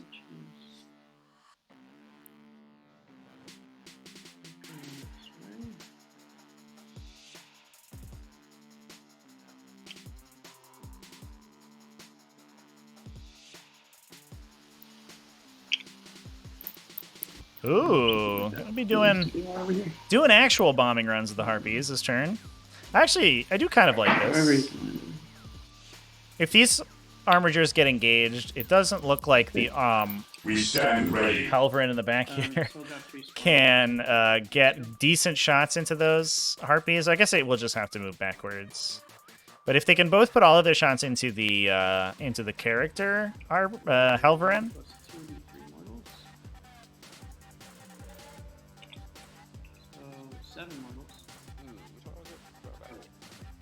It's just spiked a Spore Mine shot into an armature? What? Significantly above average. Okay.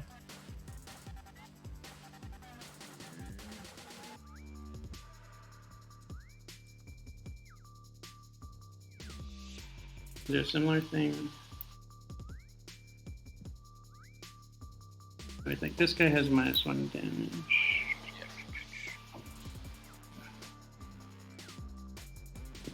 I think this guy actually wants to drop on that guy, so 40, so here's the guy who's back here.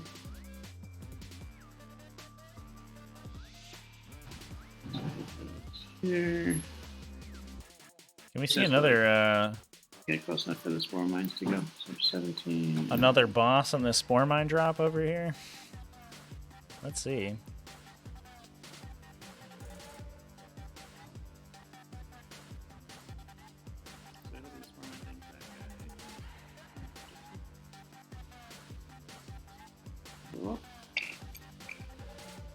2 plus D3 mortals. Or 1, so 3 mortals on this guy. Okay. And then Tyrant. Let me just advance these warriors here.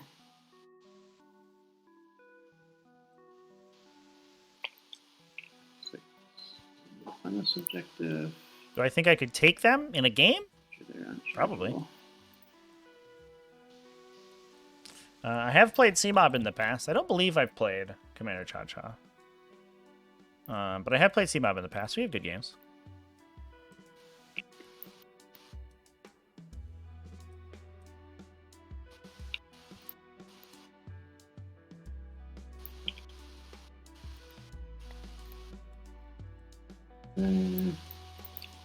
Goes with them. This is not anywhere right now. Looks like we're going to be keeping our Hive Tyrant safe this turn. Going to... Or are we, actually? Well, he's just about to move. Just kidding. Nope, there he goes. Can we repeat the same Just think about my... response, the same Right, these warriors are actually gonna... result that we had last turn? That would shock me, to be honest. See if I can get 12 here.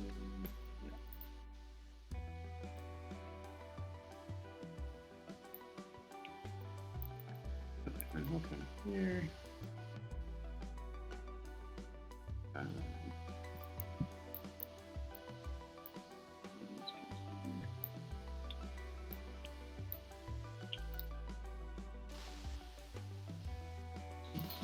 Follow that guy.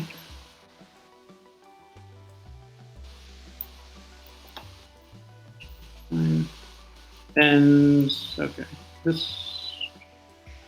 Okay. I think we're good.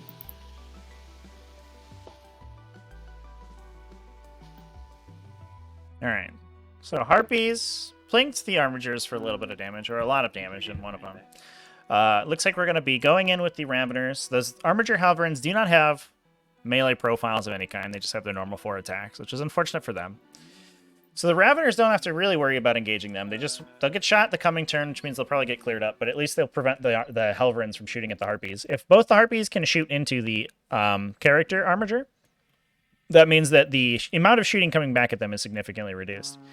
These 2 Armigers are going to be stuck with the Raveners. If the Hive Tyrant could peel the 3rd one, that'll be fine. But this is hella buffed with the 4+ invulnerable save, -1 damage. That goes off. So Hive Tyrant can... Oh, he didn't even advance, so that was pointless. Cast an Onslaught by accident. Oops. Unnecessary. I guess we do also have the shooting from the Raveners as well that can try to soften that guy up, since only the invulnerable save is really helping him there. Yeah, he also... That was the guy who I was saying was casting Onslaught, but it doesn't actually matter.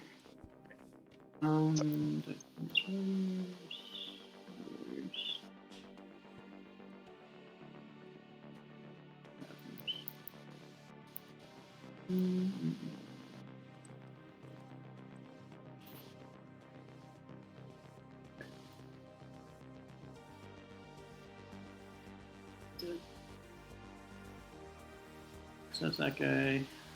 Didn't Hive Tyrant will Psychic Scream. Goes off for D3. For 3 on the mark, or the, yeah, open. Maybe I have overkill here. I don't want to smite now. Yeah, okay. He'll still smite, but the zone grips are not going to smite. Smite does not go off. Okay. Zone grips. They don't have anything that we need to do. Good. I think these.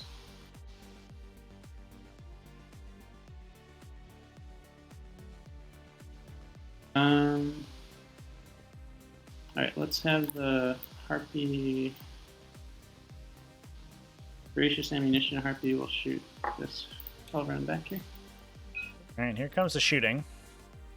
So Armiger in the center here down to 6. We only have to convert probably 3 attacks from the Hive Tyrant should be relatively solid. Though it is a little dangerous. Mortal Wounds can put it down to 4, and then you still need 2 to go through. Yeah, so Hive Tyrant still needs to put some work into killing that guy. We may also see an impact on the charge here to kill it. So then just dumping shots into this Halverin on objective 4. So 2 wounds on that guy. -2 for 2 damage. 5 up. Fail both. 4 damage. And then he's got his little shots. 3s. And 5s. So 2 more minus 1 on those. For 1 damage each. Oops. Take 1. Okay. And then on a 2+, he'll do D3 mortals at the end of the after his shots.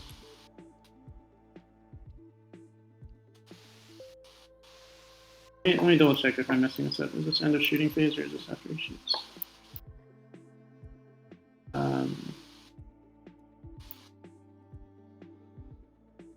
It's after it shoots. After he shoots. Okay, great. So yeah, 2 mortals then. So then Armiger down to 5. There's no other shooting available to go into that model if the second Harpy flows, unfortunately. The other Harpy will also shoot him.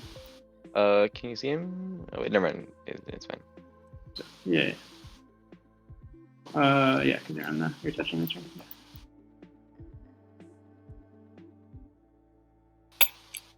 Number of shots, 6 + 2 is 8. 3 plus the hit. And 3 wounds. So 3 -2.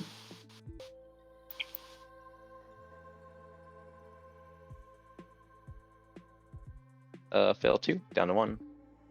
Oof, Okay. close. And little shots. Can we get it with the Stinger salvo? That would be a little embarrassing. And 5s. Ah, nothing.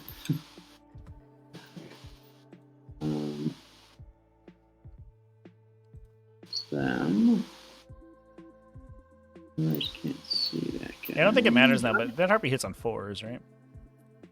Yeah, did I mess that up? What, did I have any 4s? Did I have any 3s? Sorry. You did on Stingers, but they didn't do any damage, so it didn't matter. I didn't have any on the other one? I don't know if I caught it.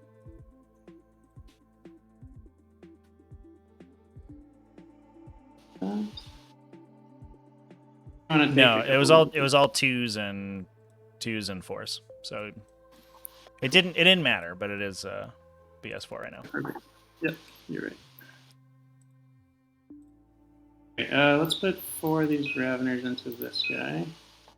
And one of them will go into... I guess. Yeah, +1 to hit. 12 shots in that guy. Putting on 2s. Putting on 5s. So 4 at -2 on the Armiger in the front. Alright. 4 ups. Take 3. Oof. And one guy at the guy on 12 right there. 2s and 5s. Nope, nothing there. Good for shooting.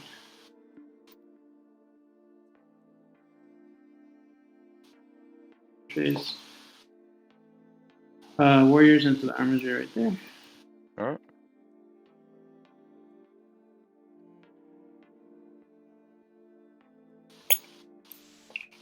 7. Yeah, maybe get some explosions this turn, chat. Pretty lucky for ChaCha that the character Helverin survived. But I don't think that's... But that could have exploded.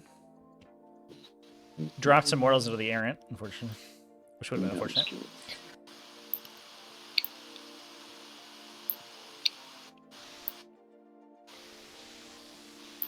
So Warriors charging here. I think, yeah, we want to put some additional models on that Objective 2 there, because that Armiger does count as 5 models in Objective Security. High turn into the Armiger, right? So CMOB really wants to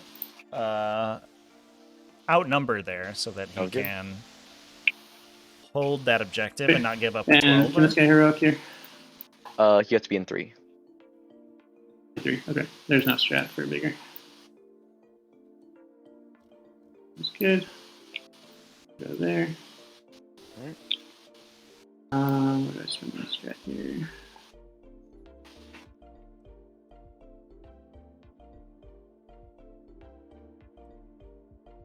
He's probably... I'll spend 1 for mortals here on this charge. Explosive gameplay would be good. No, 0 mortals. Oh, man. So The we Raveners will charge that front Armiger. tried to do impact attacks to the Hive Tyrant there, but it does only go off with a 2+, and we rolled a 1. Unfortunate. Here come Raveners into the Helverins. Not the back one, though.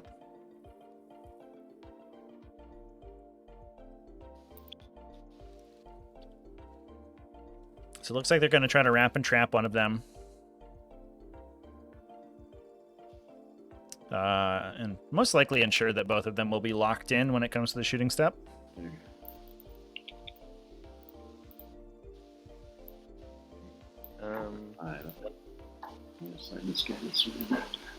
I don't have interrupt, so Okay. Yeah. Sorry, just trying incoherency here.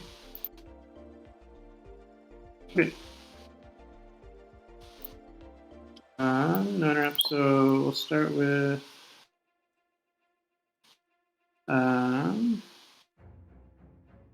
the Warriors. this guy does have the buff on him. I think he went underneath him, so he does have that. Oh, he's got okay. He's -1 damage. Okay. If you want to charge anything else on him, yeah. I think it's fine. I'll just wrap him up if I don't kill him.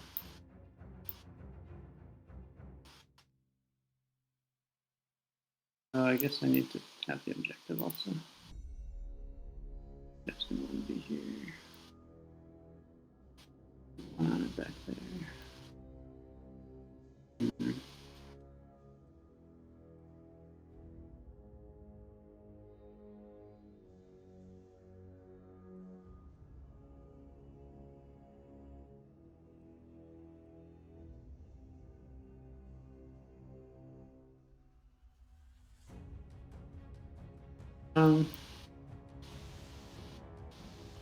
Yeah, I guess I'll spend 1 here for +1 attack then.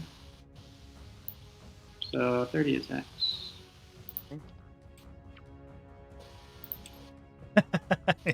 Yeah, Transit. the all that stuff. the 5-head play to hide your models' buffs under their bases. 6s are auto wounds, so that's good. Wow, that was a hell of a roll right there. Toxin Sack's kicking in for 10 of those hits. Only missed 7 after rerolls. Okay. 10 plus. Is that 20 saves we're forcing right 20, yeah. Gross. here? Okay. Still a 4+ invulnerable, and we have to make, what, 12 of them? Which is not outside their own possibility. And I think we did it! Oh my god, chat. Here we go. Only takes 5? Get out of here. Yes. So fortunately, because oh well, I guess it depends on what this Warglaive does on the swingback. If the Warglaive kills any of the warriors, that means that this objective will be contested, and we're actually going to score a 12 for ChaCha. Yeah, he's touch both. I can't control both, so it doesn't. The goal was him to dodge both. Yeah. Yeah, that is a rage. There's a rage moment right there. I mentioned earlier that I mean this game swings on a knife's edge, depending on how these armatures survive. And if a single armature surviving on just a couple wounds, which is exactly what's happening, can absolutely flip the game. And that's what's going on right here.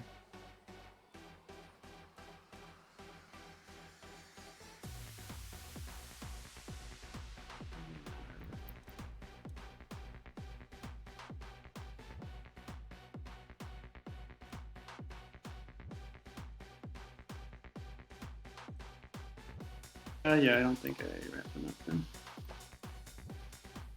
then. Okay, let's do Raveners.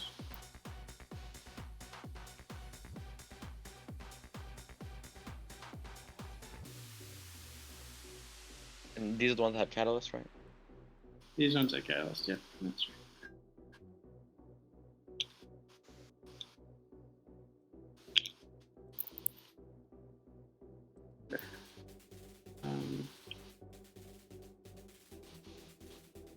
What's the right choice here? Okay, let's let me just. So can we verify if this guy's wrapped or not? I don't think he is right now, but. He probably isn't, but either way, it doesn't really matter because it's 2 CP to advance and fall back or charge. So. Right. So I'm probably not going to fall back. So either way, I don't think it particularly matters.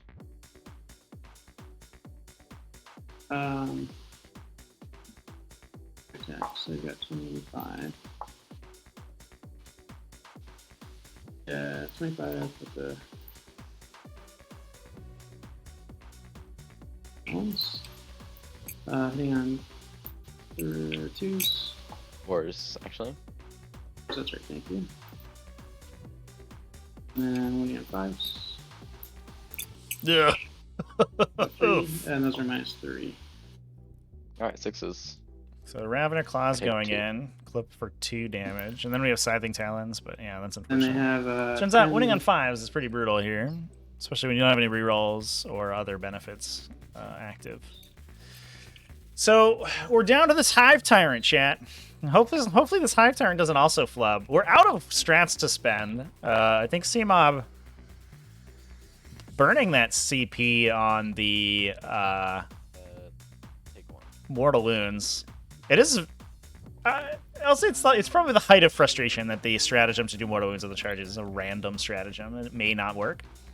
Because the times in which you use it, you are typically pretty low on command points. And not missing out on the effect and the command point in that situation is absolutely disgusting. Now, the other downside here is that the Raveners are currently out of Synapse.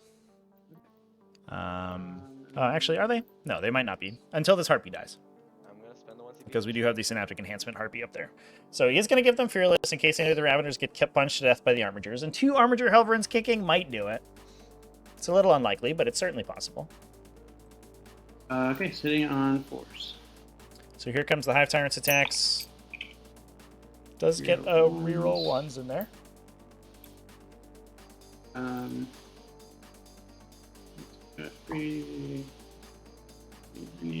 This is so dangerous here. Or he has -1 damage. Yeah, -1 damage and the 4 up invulnerable. Right. Yeah, we do get those mortal wounds through thanks to Reaper of Obliterax. So theoretically, assuming out of these 3 hits they all wound, and we do have a floating reroll as well. I think I don't reroll this one. Basically, you only need 2 to go through. We also have the kicky feet There's attacks from the Talons as well. Here comes the Prehensile Pincer Tail reroll. There it is. Nailed it. Okay, so I got the 3 wound rolls. I don't have CP, but might as well throw it just to keep the suspense for the stream. So first one saves. 4. What do we get? Oh no. It's 3 4. wound also, so if you kill this. And it's damage 3 or 4. Damage 3, so he'll be alive. So he lives. He lives, just taking the mortals. Oh my So god. 3 mortals. Yeah, there you go, champ. Okay. That is the danger. You need more strats. You gotta put more strats into those guys. Yeah, if that impact attack had gone off, it would have been fine, because that's a flat 3 mortal wounds, and that would have killed him with just the mortal wounds and the Reaper of Obliterax. But that, chat, is why we play Maw Claws of Thyrax. Because then you're not worried about just making 5 attacks and hope for the best. Staying on fourth, they're bracketed. So here goes big swings from the Warglaive into the Warriors. He really wants to kill one here. Yeah, only one. Ooh, not great. And he invuln saves it. Okay. Well, at least that objective doesn't get flipped. At least it's not a 12-point turn. I don't think, well... I think I'll just base that guy. But I do think that this puts Either way, CommanderChaCha kill 2 to flip it. You had to get Ravener on the dramatically in the lead. Right. Because what we should see here is the Hive Tyrant is about to get murdered. There's I don't foresee a universe where this Hive Tyrant survives the incoming shooting phase. And once that guy's dead, we lose access to our remaining imperatives. So we lose both the Neurothrope and Hive Tyrant imperatives for the rest of the game. The non-bracketed one. Which is unfortunate. They all hit. Wounding on 3s, strength 6. They all wound. V0. 0, so 4 of 6. 1 damage. And 5 of cannons. Alright. And another guy, this one's hitting on 4s. Be real, why not? Nope. And then wounding on 3s. Alright, 3 more saves. 4s. That's 2 more. Alright. Could have killed one of it. That would have been nice. That's what I did. Okay. And then your guy in the middle, your armager. Yeah, he'll swing. He'll be on 5s. I don't know about ill-advised, chat. Roll. You just needed to not roll the 2+ on the impact attack. That was the issue. Because if the impact attack, if you don't do the impact attack, you do the extra attacks, right? And then the dice math on killing it straight up is much better. But if the impact attack goes through, you basically don't care about the saves anymore. As long as you get your 3 wound rolls through, you kill that armature. The downside is just rolling a 1. I can't tell you, chat, the number of times I've lost the game on rolling the 1 there. And usually you don't rely on it until you feel like you're losing the game. I do feel like it was maybe a little bit early to try to do that. But like oftentimes if it's the only thing you're relying on, you want it to be a situation where you are making a big comeback or are basically going to win the game on the spot if you get it. I do think, I don't know, I think that the extra attack's like automatically transferred. So that feels better.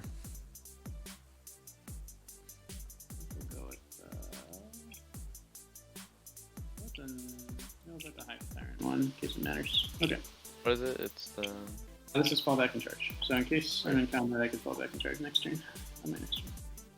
All right, so we'll see how we go. Now, we do have to deal with the Hive Tyrant, and the Hive Tyrant's not the easiest model in the game to kill, especially if CMOB ends up transhumaning it.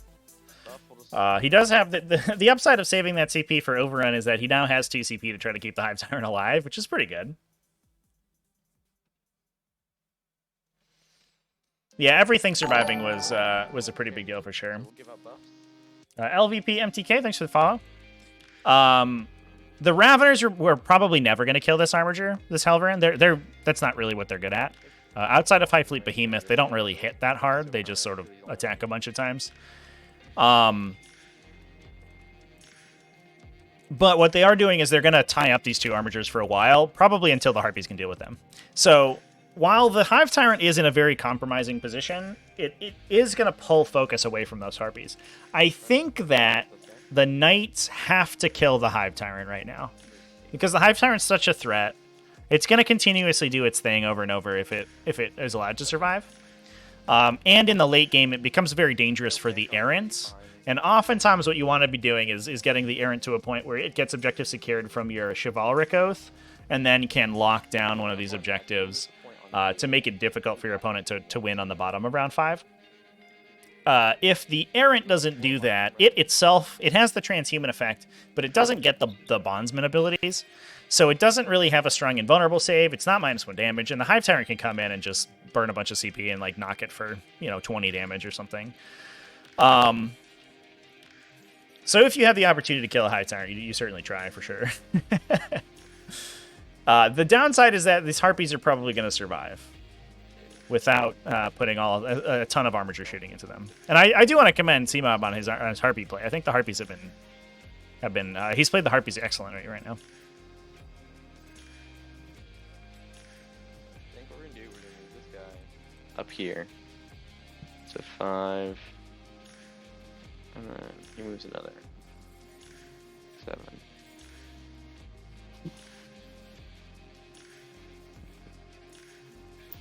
I think the volume shots we need that Hive Tyrant there.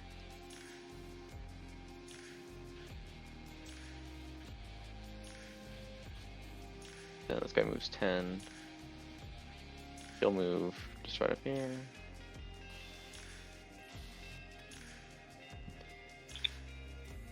Did the Warriors have a chance to kill the Armiger on number 2? Yeah, they could have killed it without the buff. It's just, it's much more unlikely. I do think, yeah, the Hive Tyrant's attack should have gone first, probably. And then CMOB would have had the CP remaining to spend to buff the Hive Tyrant's attacks. Although I'm not sure. I'm not sure that there's a sequencing there that really works, because you don't know what the Hive Tyrant's gonna do if you swing at it first. And I think CMOB did luck out a little bit in that the Armiger flubbed on the swing back. If he doesn't kill this Armiger and it cracks back and kills 2 warriors, it actually flips the objective and it becomes a huge point swing. And that's tough to recover from. Either way, I think it's going to be bad. I feel like we may be overextended a little bit here. Sounds good to me.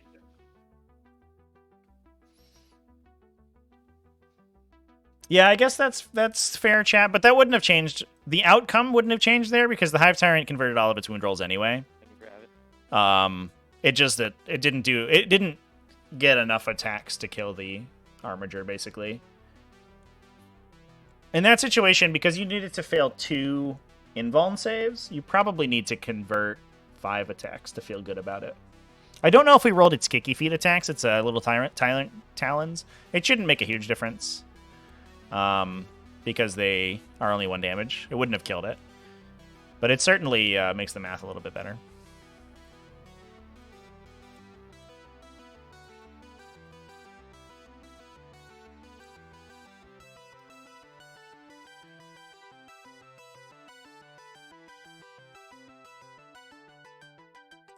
You're just taking a break here, Sean?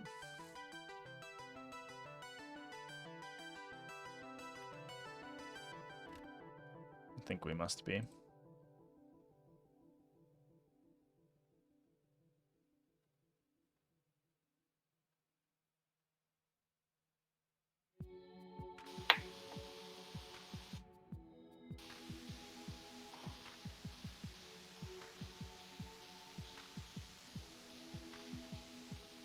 I think we're taking a quick break here, chat. This is what it sounds like. Players have left. But we had a really abysmal turn from the Tyranids, unfortunately. I'm back. Are you back too? I'm just getting back here. Yeah, it looks like we're about to restart.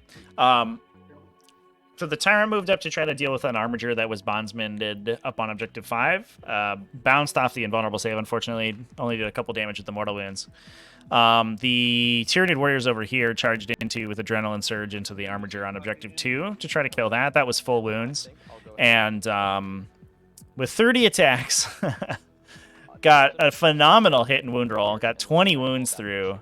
And the Armiger made 15 invulnerable saves. So that's pretty good. So the Armiger just survived against them as well.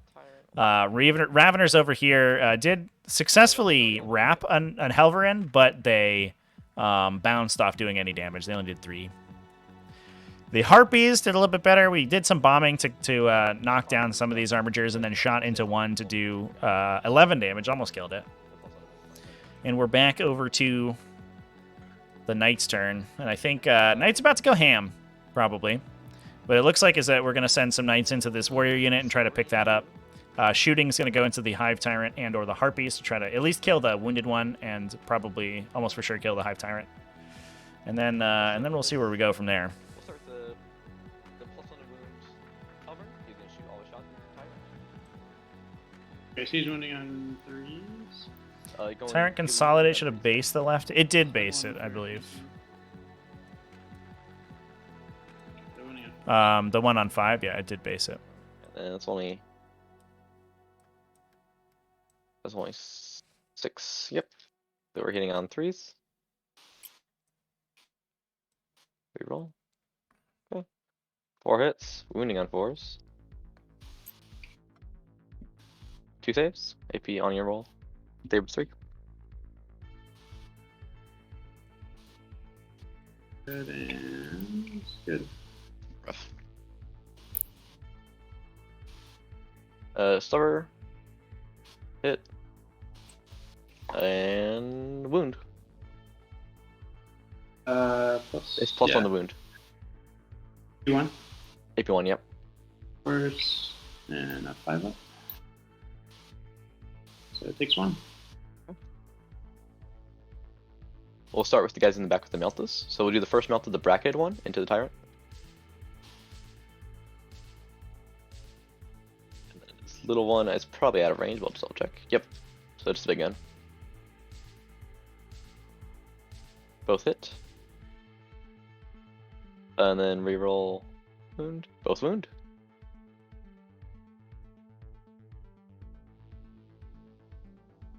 Those will be AP4, so they'll be definitely on your vulnerable save. Damage D6. I think I lost you for a sec. Oh yeah, okay, so 2 saves at AP4 damage D6.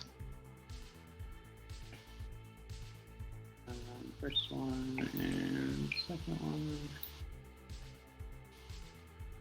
Got 1. Yeah, go and roll. 3 damage. Oops. He takes 1 more, he's at 10. Rough. Okay. We'll go ahead and do the war guy that's in combat. We'll shoot in the warrior squad. Yep. 2 shots. It'll be hitting on 6s because it's minus 1 to hit because it's a heavy weapon. Wait, no. 5s because he's mid bracket. Yeah, 5s. Reroll. Alright, 1 hit. 1 wound. What's And AP? AP4, that should just punch through and kill one if it. It goes through and they're 3, flat 3. Yeah, D6 plus 2, so. Okay. He's dead. And the other one is an assault weapon, so not minus 1 hit, hitting on 4s. That doesn't hit. Alright, and then we'll do the Warglaive that is full bracket into the Tyrant.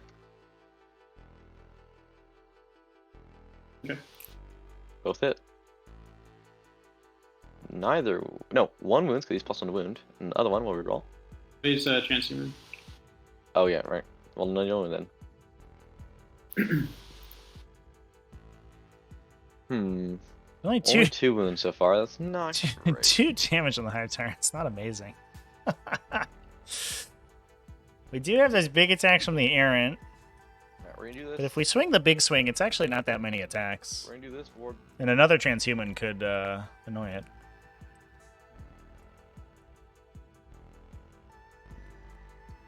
I think we try to go for volume attacks. I think let's start with this hovering into that. What right there? Sorry, That into The Tyrant. Yep.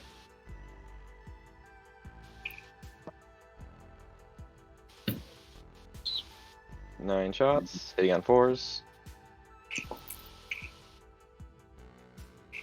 Reroll one of those. Okay, 5 go through. And then wounding just 2.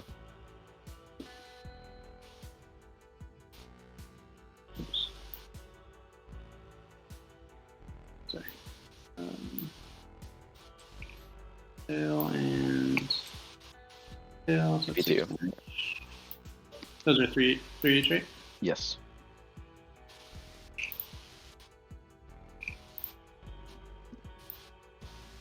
Lives. Oh my god.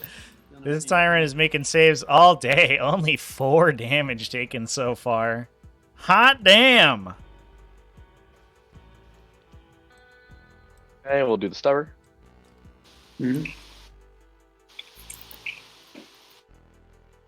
No force, because bracket.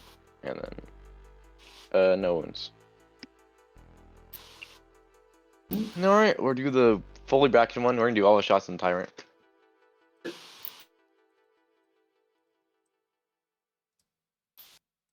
We are getting it to a position where a single converted attack from the errant will kill it. 8 shots.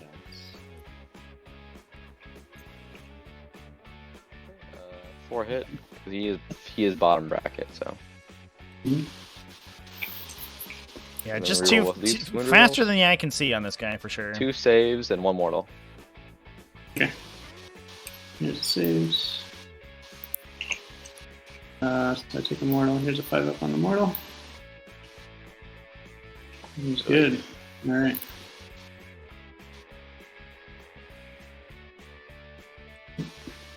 Do I want to split? Do I want to put the errant into the heart piece? Or do I want to put, because can you pop the transhuman in combat as well? Yeah, I can do it in combat as well. Just if you hit.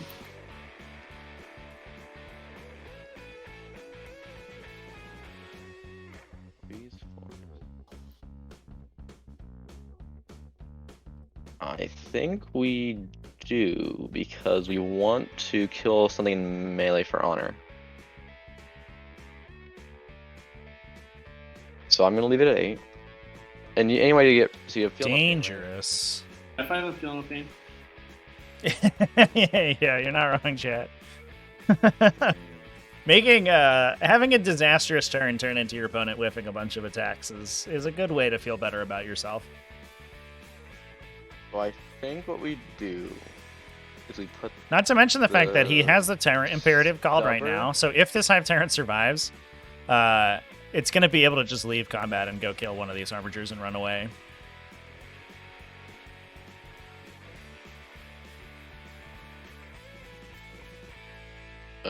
I think what we're gonna do is we're gonna put the. I know, you know what, we're just gonna shoot everything at him. We need to make sure he dies. Okay, everything into the tyrant. Yep. That's good. Actually, we'll put the auto cannons into the harpy. See if we can play a few shots off him. Which RP? The 6 wound one, because it's +1 hitting its aircraft, so might as well. That's good. All right, big gun. It's a tyrant. Come on, 6s. Okay, so that's some 2 shots. Okay. Minimum. Both hit. Reroll. 1 wound. Okay. 4 up. Sounds good.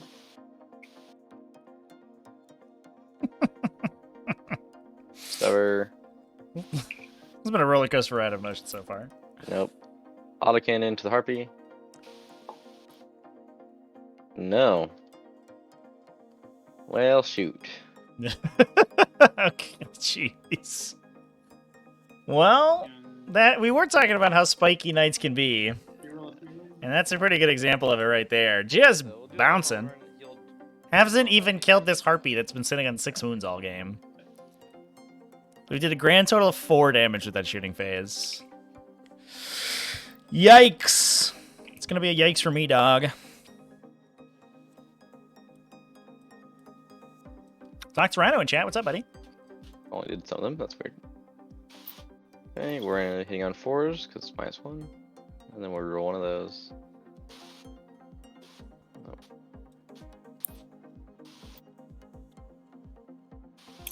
And then 2 saves on the Raveners.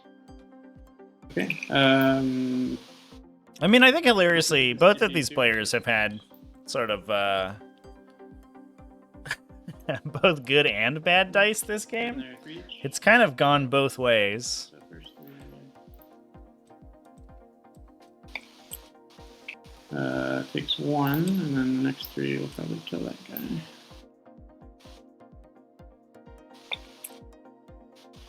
So this guy goes down here. Ever.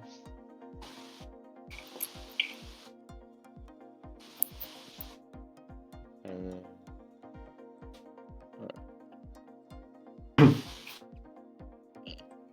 nothing. Alright. Charges. So we're gonna do the Knight Errant into the Hive Dart.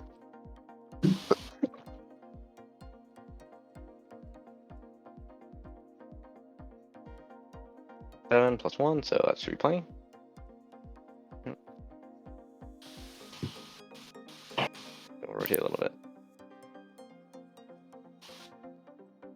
All right, Hive Tyrant. There. You feeling lucky there, bud? Gene Okay, Stealer so called we'll chat? do- No, not even This close. guy here is going to declare into the Raveners. Gene Stealer cults are Warriors. basically only The plus play one, it looks like it probably will be a 9. like a couple of specific Oh combos yeah, in even your though list. it's plus, you can figure out the works. Imperial Knight's That is always a every 7. list I is don't think different that makes it with dozens of different special abilities they use. nowhere close. No CP, so that's not great. Yeah, their abilities aren't amazing. Their abilities aren't super complicated. For Gene Stealer cult, but like the way they play is complicated. So I can see we'll as a do player attack like here. Imperial that would be is a little bit confusing. I will use 1 to transhuman him. Alright, for 3s and 4s. They all hit. Come on, dice. And all but 1 wound. Okay. So 4 ups and 8 damage apiece. Okay, drum roll please. 3 1, 2, 4 3. ups for 8 off this Thunderstrike gauntlet. Give me 2. So here's 5 feeling pains. Oh, One feeling gosh pain. darn. Don't feel them all. Oh no. No way! Oh. Chat! You One said hit something went about- through, Yeah, it's only strength for the last shot. and he failed every single And no damage penalty. ignore. Yeah. Oh my god! To be fair, he tanked your whole thing. Jesus. My emotions are all over the place right now. The old bonk. Yeah. I fight you with the I warrior. think Cha-Cha. I'm just gonna consolidate this guy back onto his objective. Just make sure he's going closer to. Who's my closest? He's gonna be end up to the closer to the harpies either way. So Oh, wait, hold on. Where was he before? there. Might be close Now to you ignore the harpies because you don't fly. Oh well. Darn. He's That's not better. he's closest to those guys, I think. Yeah, No, he's it's gonna not have to go great. forward. Oh, but he can consolidate wherever, or No, he can't. Oh well.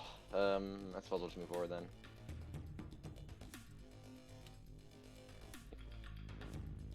Probably lose objective 4 then. Not great. We need that CP. okay. So I'll Yeah, fight that's you with fair. warriors. Those harpies, they don't usually affect Yeah, you scoring, saw but they buff. can pick up that Exactly. armature pretty effectively. So, unfortunately, the armatures failed their charges onto the They on warrior fours. unit because they were stuck behind each other. You're going ones. Seeing if these friends can't kill this guy finally, put him out of his misery.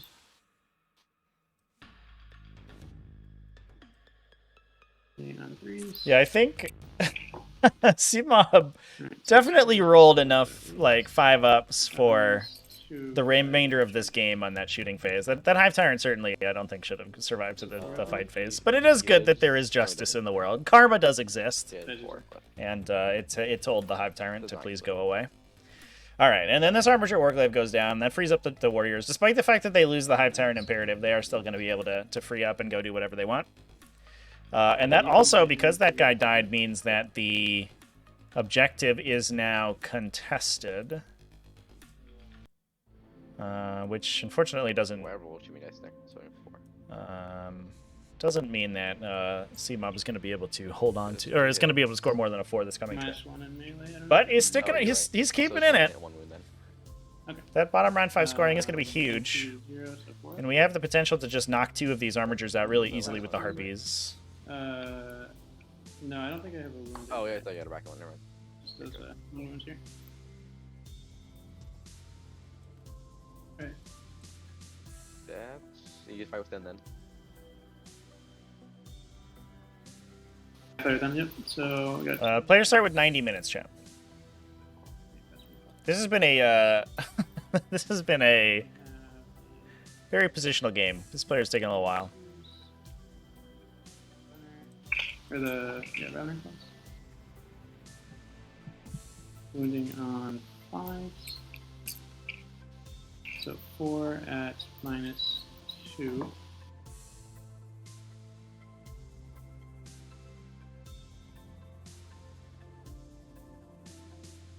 Take 3. 3, and then I've got 8 more little attacks. 2s. And 5. Yeah, they've both been kind of taking Just their one more, time. -1.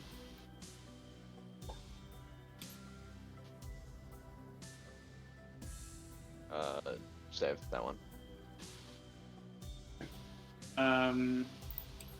Alright, and then I put in my secondary thing, and I will be getting 2 on Honor the House this turn, because I gained 2 this turn. It'll score at end of battle round, but I'm going to gain now, just put it over. Sounds good. Yeah, because you killed. I killed a character in combat. Oh, right. Yeah, nice.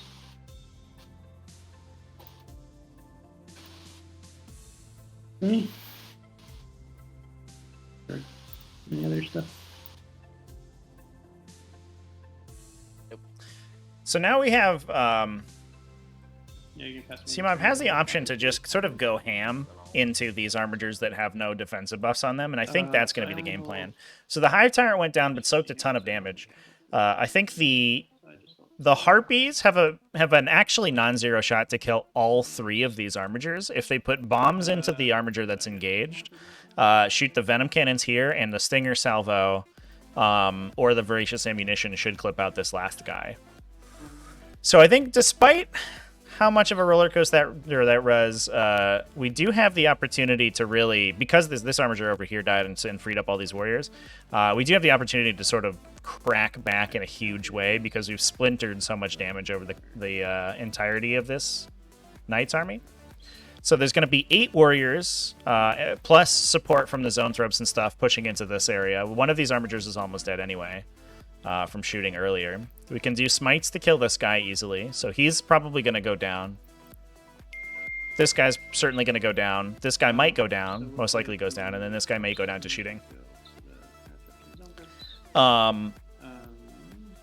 If the warriors all push up into one of these warglaives, we should see that, or even the Helverin, we should see that model go down, and I think we're going to have ChaCha be left with only 2 warglaives in the Errant. Now that is still enough to inflict massive casualties back on the Tyranids. Which of you guys have the buff? And because you start with such a big, It's just this guy on the top there. That's it. what's the word? A lead in this mission, that may still be enough for ChaCha to roll the game out. But he has to basically kill all the warriors in the swing back and stop the incoming damage from those harpies and mortal wounds.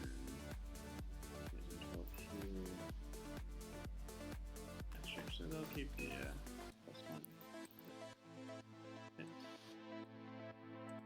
+1. TP.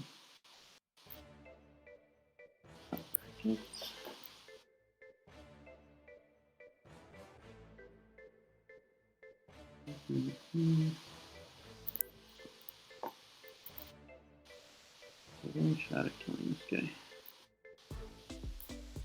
Does this guy have an emblem in combat or no? This guy? Yeah. He's non-invulnerable in combat, trans hit, toughness will protect him. Interesting.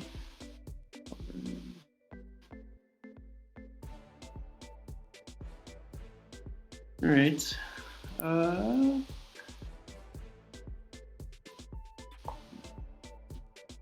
Smite that guy.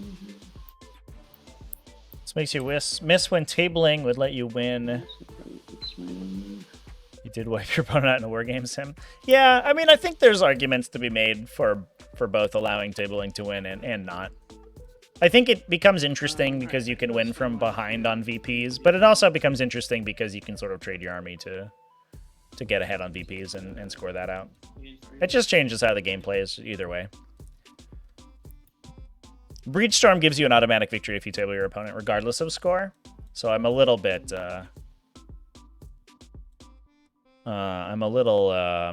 what's the word? Biased towards that. But the game plays much differently than 40k, so it's not entirely the same. Yeah, the primary is hold 2 to score 4, chat. On Tide of Conviction.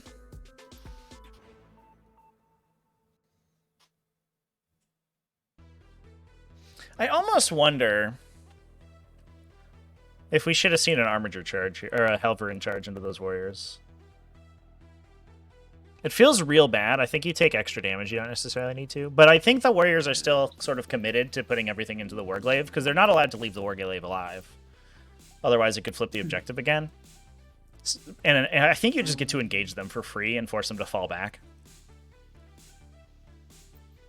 I kind of would have liked to have seen that, I think.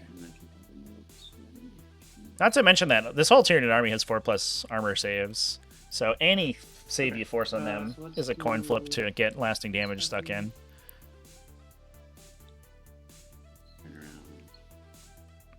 Using both pivots right at the beginning. There's no way these warriors try to charge to 4, right? If they charge the errant, I don't think they're long for this world.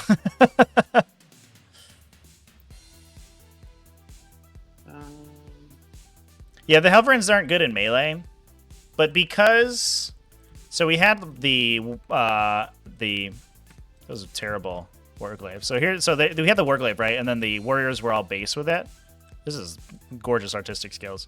If the Helverin touches the warrior that was like right here, for example, these warriors don't get to swing on it. So you're not giving up too much damage on your own guy. And you prevent the warriors from being able to make this play where they fall back, or where they clear the guy they were engaging and then move back. There's no way they kill both armatures in one swing.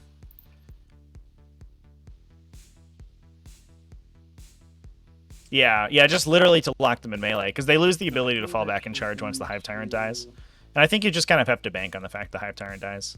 If you put that much shooting into the Hive Tyrant and it doesn't die, there's nothing, sometimes you just lose. It should have been dead, I don't know. You charged it with a Knight Errant. After shooting it was like 1,000 points of models. He'll just drop. Your opponent just kept rolling 5-ups. He'll drop some bombs here that will fly into this guy. Oh no, he'll drop. No, he's not. Yeah, he'll drop some bombs here that will fly into this guy. So you use both rotations over here and then turned again over. Just one turn. So like he just basically turned around and then flew straight to here. Oh, you're flying straight to here. Okay. Okay. Yeah. Sorry. Yeah. Sorry about the confusion. So yeah, he's gonna drop bombs into the 3-1 guy.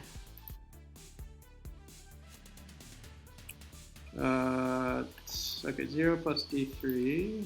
No, the minimum, the second pivot just happens anywhere within your move. One more on that guy. The minimum move just checks the total distance from your starting position. Guy. Do a similar thing.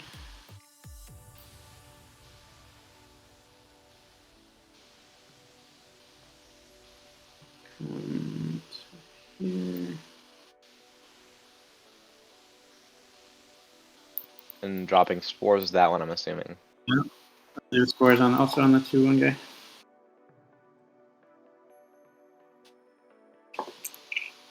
So that's at least 2, so that guy will die.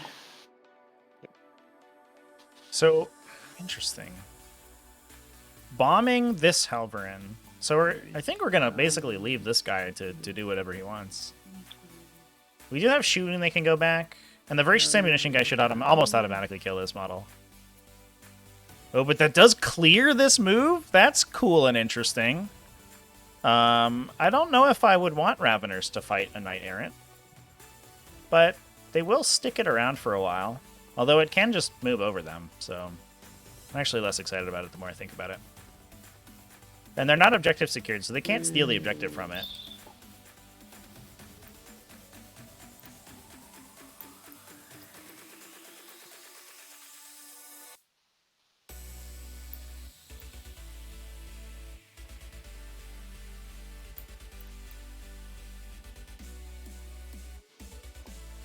Alright, I think I'll advance the purple warriors.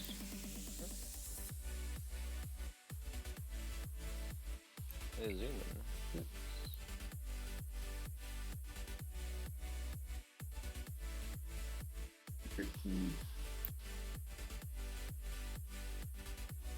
So are we going for this errant right now?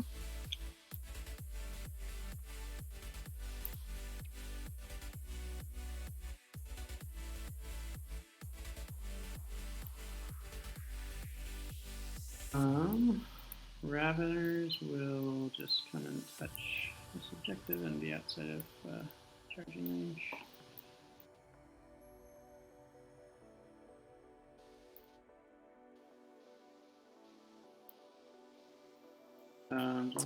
So this is interesting.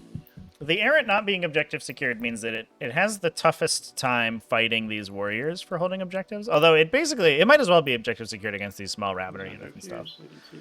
So I think that the danger that CMOB is identifying is that the errant could potentially just like blitz its way to objective 2 and kill the warriors there and then steal it for the rest of the game. And then get to objective 3, I think, is the danger.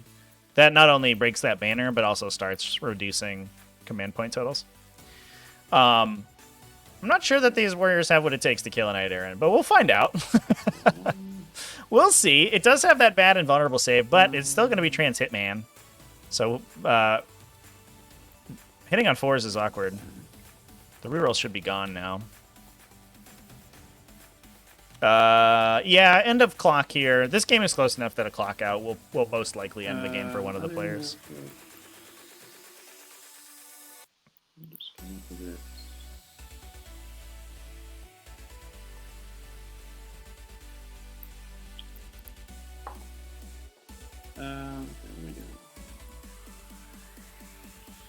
Can't fall back and shoot me for the charge.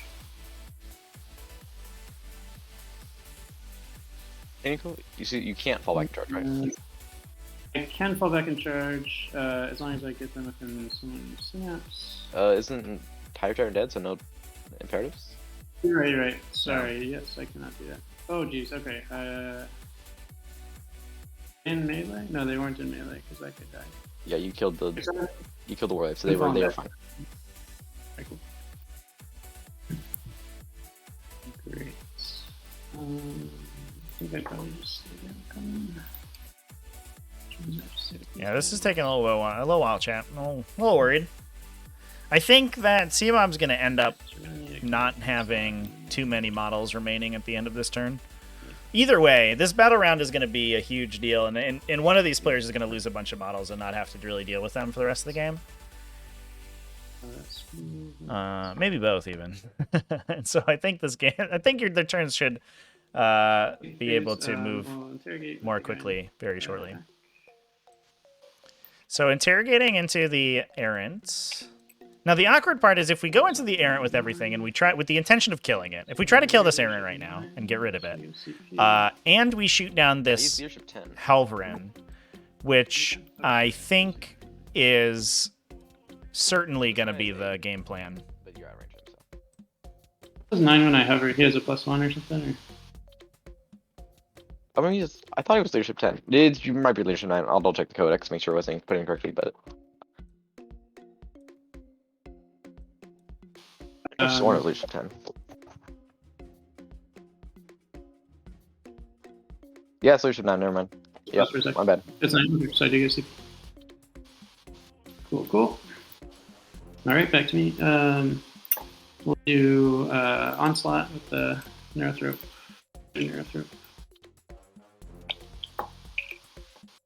So the warriors who advance can charge, and then we'll do catalyst.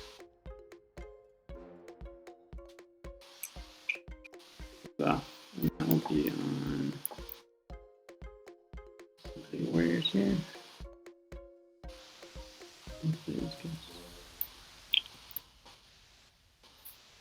right, and then smite from the zone drops.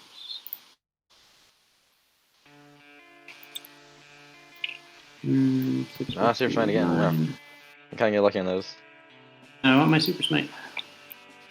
Okay, I get the 3 plus 2 though, or it's only plus 2, so it's an 8. But yeah, 3 plus 2 is 5. All right. Base.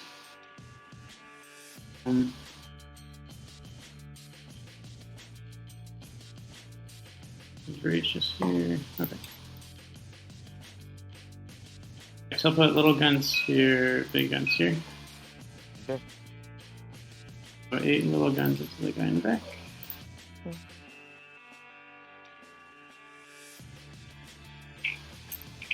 And 3s. And 5s. 2 1s minus 1.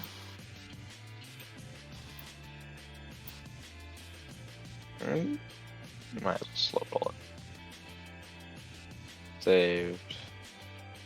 Fail. So that just kills him, man. Wow. Yeah, sure. Kills him. He's dead. And big shots at the big knights. Number of shots.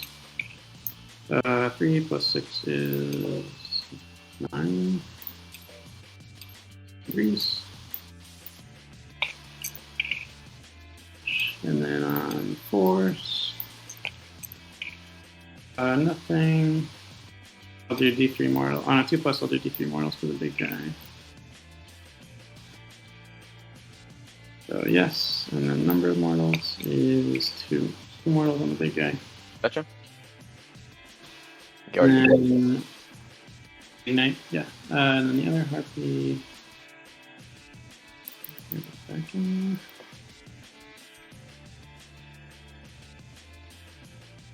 They gotta kill this guy. So we'll go everything into the big knight from the other harpy. For shots.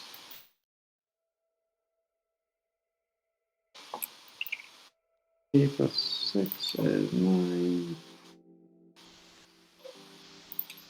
And 3s. Force. 2 more. Minus 2, 2 damage each. 4 ups. Save 1, I take 2.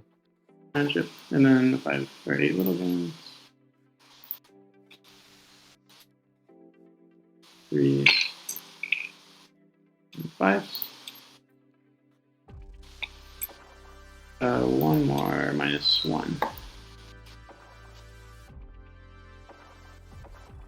Saved. Alright. Raveners. Wow, so Actual tons of shots damage on the into the Errant big so guy. far. Down 9 wounds to 15. Certainly looking a lot better that the Raveners take it out.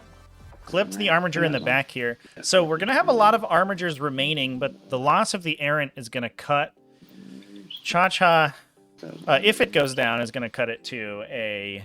Well, actually, we should just lose objective 5 here. So we're going to cut ChaCha down to a 5-point primary, or for the 0-point primary, excuse me, for battle round 4. And maybe able to lock him out of primary for the rest of the game. Should put CMOB in a good position.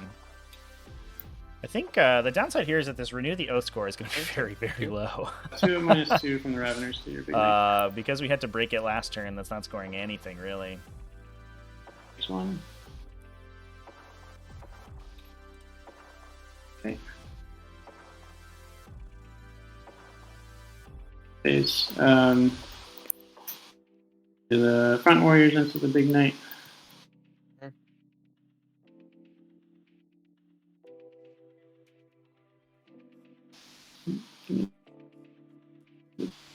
There we go. On a 7.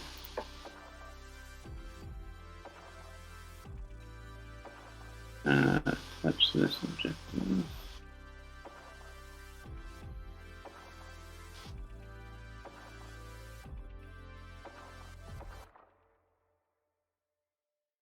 Yeah, Chad, definitely going to be close. CMOB robbing the back objective here from... Raveners into the big knight. the knights. With that objective secured. Oh, And then the big thing here is going to be getting this purple unit in, or the piling consolidates off the white unit. Because if the Raveners alone are not going to be able to take objective 5 away from the errant, assuming that it doesn't go down. Which is possible. I guess probable. It is likely that the errant goes down now that it's taken so much damage, but not unnecessary. It's not it's extremely unlikely that the transhitman saves it.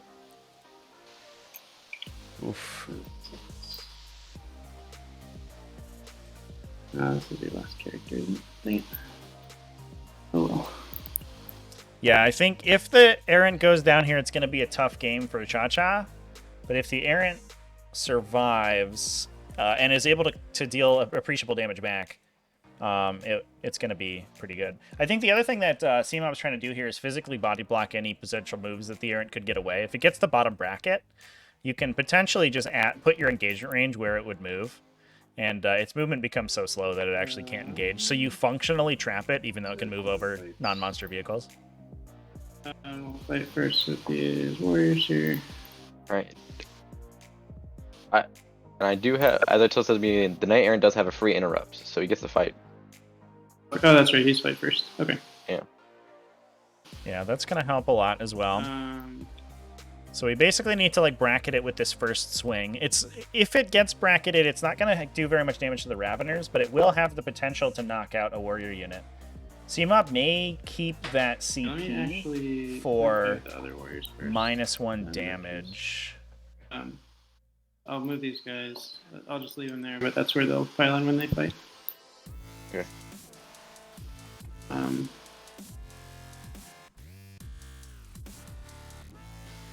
Here. Here. I think I don't care about staying on this objective.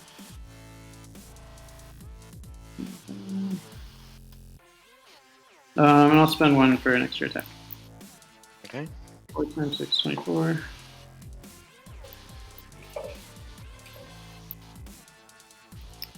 Yeah, 3, 4. He's a transit, right? Yep. Reroll ones. I thought the other score was real one, so I don't think it matters. Alright. And where do they get reroll ones from again? That's. Oh gosh. Sorry. Yeah, that's not a thing anymore. Okay, these have to leave. That leaves. That's my putting Hive reroll Tyrant, ones but from the Hive Tyrant, but those are that Hive Tyrant's not there anymore. Shit. Can't be putting reroll ones down.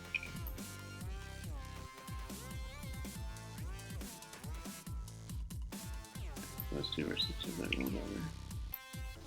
And then these are really on force. So it's what is that? 9 minus 3. 6 up. 2 each. Oh, well, I think it kills it. Yep. That was Oof. didn't expect that to happen. That's huge, chat. Underestimated the warrior's power, I guess. So the first warrior swing goes through and clips the errant. Oh no. An absolute flub of a saving throw there. And at 2 damage each. Looks like exactly knocks it. Yikes. So yeah, I think this is going to go pretty poorly from CommanderChaCha here. But, so interesting development. Yeah, that was huge, chat. These dice have been insane this game. They've been going back and forth so hard. But here's an interesting development, right? We've killed the... But I guess these guys... No, they were... We've killed the Blessing of the Sacristan's Armiger. So that's... You can fight me with your... Which means I don't believe that we have any additional characters on the side of the table for the knights. Oh no, excuse me, we do on this guy. Right? No, he's the Bastard Sound guy. He does not have it. Yeah. So we've actually cut CMOB to a 6 on Psychic Interrogation. He can no longer score that. So he should max his Bring It Down. And it's likely that he gets 10 on banners here. Or maybe 11. So 5, 10, 15, 20. But he's stuck on Psychic Interrogation. So he should get like a 32 secondary. Versus CommanderChaCha, who should get... He should max Yield No Ground. That's relatively easy. Honor of the House. He's unfortunately gotten pretty low on that. But that should probably be, I don't know, 8 minus 2. 10 by the end of the game? 20? On the... I think the problem for him is going to be Renew the Oaths. If he can't get enough of an attritional lead that he can start performing the action in the center, then that's going to be very difficult. And the downside is that there's no objective there, so he's not holding anything by D2. by standing in the middle. So I fail. How many is that? That's 6. So that kills him, yeah. You know, oh, it's 1 here. It's 5. He's down to 1. Okay, he's at 1. And I've got 8 more attacks with the Running Claw, so maybe these will get the last one. 2s and 5s. Okay, so it's 4 at minus 1. Alright, so I'm saving those 3s because they have plus some save against AP1. Good. I kill something here. Oh, does he explode? Nope, no explosion so far. Sad. That's just good. Sad no explosion game. When the Raveners kill the other Armiger Helverin. I wasn't sure they had it in them, chat. But they do. Alright. One Ravener down to 2. Might get punched by the Helverin to death. That would be bad. They are out of Synapse, so that would be pretty awkward for them. An explosion there would have been good for them, too. Alright. I'll pass to you. Just bring it down and get 4 more big ones. Yeah, you get 2 more from this. So 12? Yeah. Do we have to fight with that Helverin now? Oh. Yeah, you're gonna fight me now. Yep. Ooh, Sag. 1 hit. Reroll one of those. I'm gonna make sure Nope. I file here like that. 1 wound. Wounds, on a 4. Explosions are they're annoying and dicey for the people in the game, but for us out here, they're great. We saw a great explosion earlier though that like flipped a whole combat on its head, which was amazing. Mid-fight phase killed some models before they got to swing, which was awesome. So I guess we've filled our explosion quota for the game so far. The main goal here is to maximize renew and maximize honor and try to hold you off primary. Yeah. So cutting primary is not that hard. I mean, it's not easy, actually, to be fair. But we basically need to put armigers on every objective. There's only 4 left. And it's going to be tough to nail them down. I think these Harpies... I'll be right back. I want to commend CMOB, and I'm always impressed by CMOB's Harpy play. These Harpies are doing the Lord's work right now. Just being able to continuously fly around the table and deal sort of passive damage to the Knight's army has been adding up in a huge way. That's how we killed all these armigers over here. It wasn't the, it wasn't these warriors. It wasn't these Raveners for sure. It was just Harpies and Spore Mine bombs. And CMOB is just putting himself in a situation where, while his opponent could shoot them, he has so many more threats on the table that the Harpies have really not been the major consideration. So I think that this is exactly how you're meant to play Harpies for sure. Is, keep them relatively far back and use them as this late game piece. Yeah, all the games go up on YouTube at youtube.com/tacticaltortoisetv. You can get there on the links page.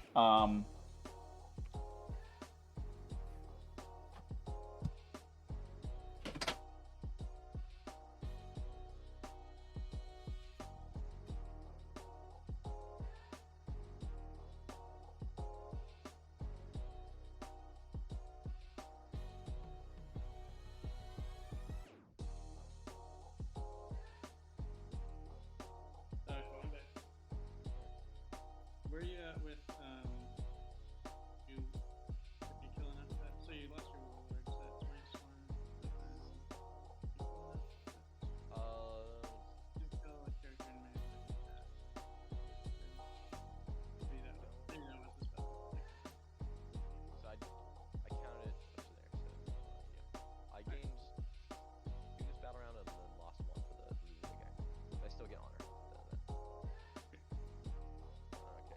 I'm sorry, Chan. We had an inky shaped catastrophe,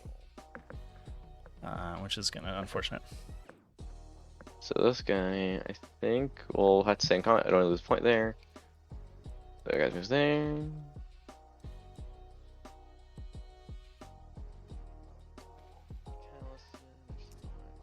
So it sounds like we're mathing out Alright, bracket guys into action. what we've got to do here. Only a 3-point differential currently, but Tyranids looking to really consolidate that. I think we're basically at a position for ChaCha where we kind of have to just hit and wound with everything. And I think certainly has a chance if he can do that.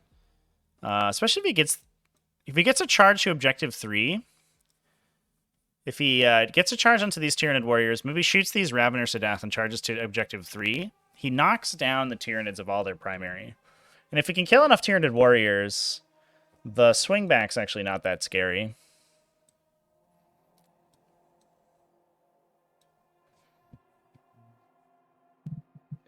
So what we're gonna do, I don't have a TP to follow this guy I can shoot, which is fine.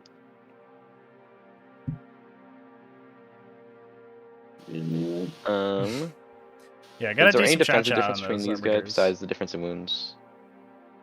Raveners versus warriors. The white warriors have catalyst on them right now, so that's the difference. Okay. Same armor save. Raveners are -1 to hit in combat, but not in shooting. Then let me see. Let's say theoretically I try to kill the Tyranid warriors. I fit through here.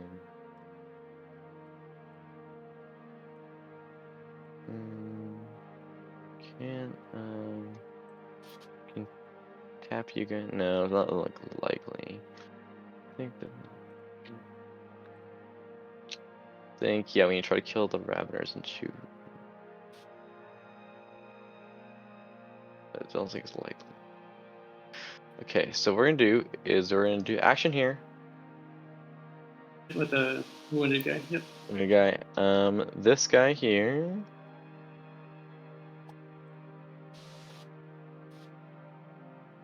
I'm not sure that I don't think that there's a CP bonus here, chat, for this mission. Shoot into. You just don't get the CP Shoot at the start of your turn if you don't hold to your home objective.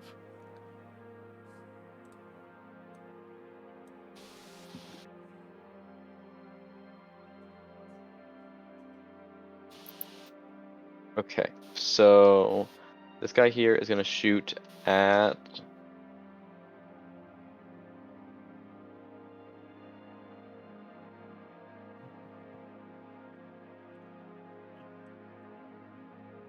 And target selection is going to be huge here.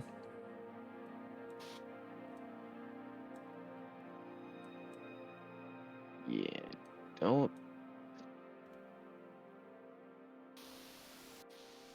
They were at swing high on the. So yeah, we're gonna shoot all the Helvern shots into the warrior.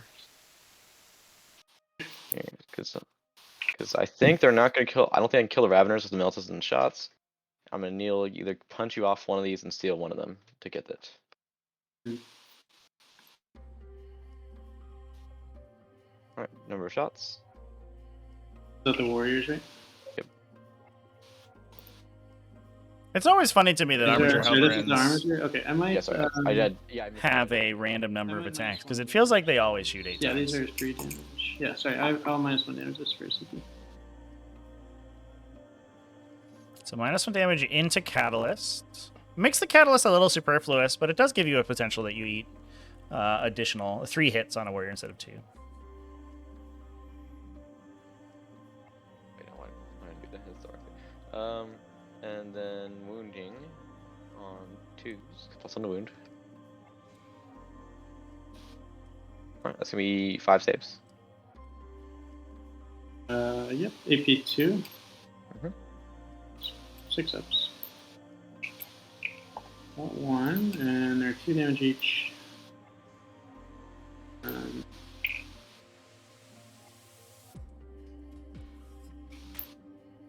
I don't have an injured one, so here's the first 2.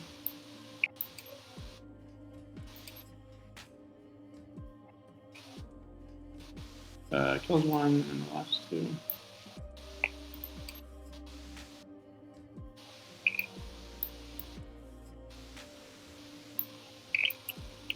Two damage on another one. So we'll do take two here, and then this guy will take Wait. two. Sorry.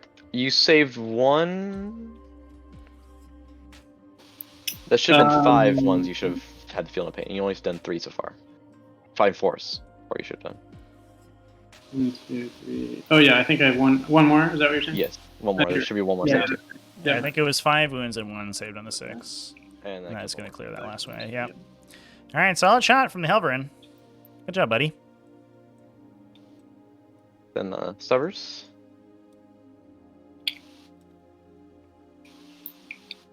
All hit. Oh, look at that go! Stubbers! AP 1, so Yep. Alright. The motions in this game. Oh no! That's good. Unfortunate. Very swingy.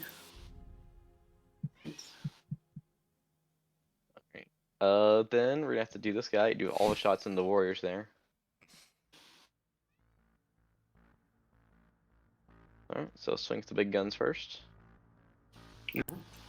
Both hit. And he'll be wounding on 2, he's gonna strike 9 because he has +1 to wound. Okay. Alright, so both wound. AP 4, so it should punch through. Punches through damage.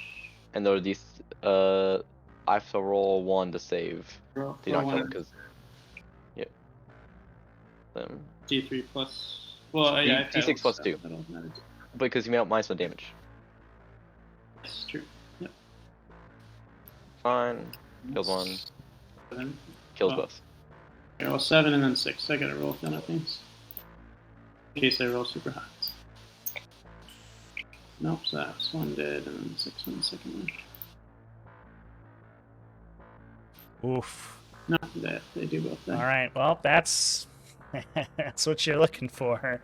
So peeled the warriors off objective 4. Move the knight in the center, renewing the odes. Cans and Raveners over here. So can put that up to a 6. If we get this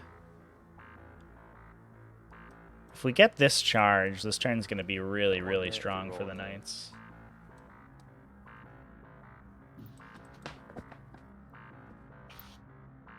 Then 2 wounds. Were you hitting on? What were you hitting? Oh, yeah. I hit on 4s Okay. and then wound on 3s. 2 wounds. So these are what's AP 2? AP 2.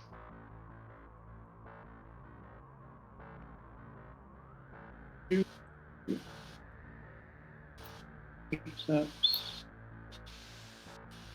Maybe 1. So 3 damage. Kills this guy. All right. And that's a big deal. Morale's huge for those Raveners.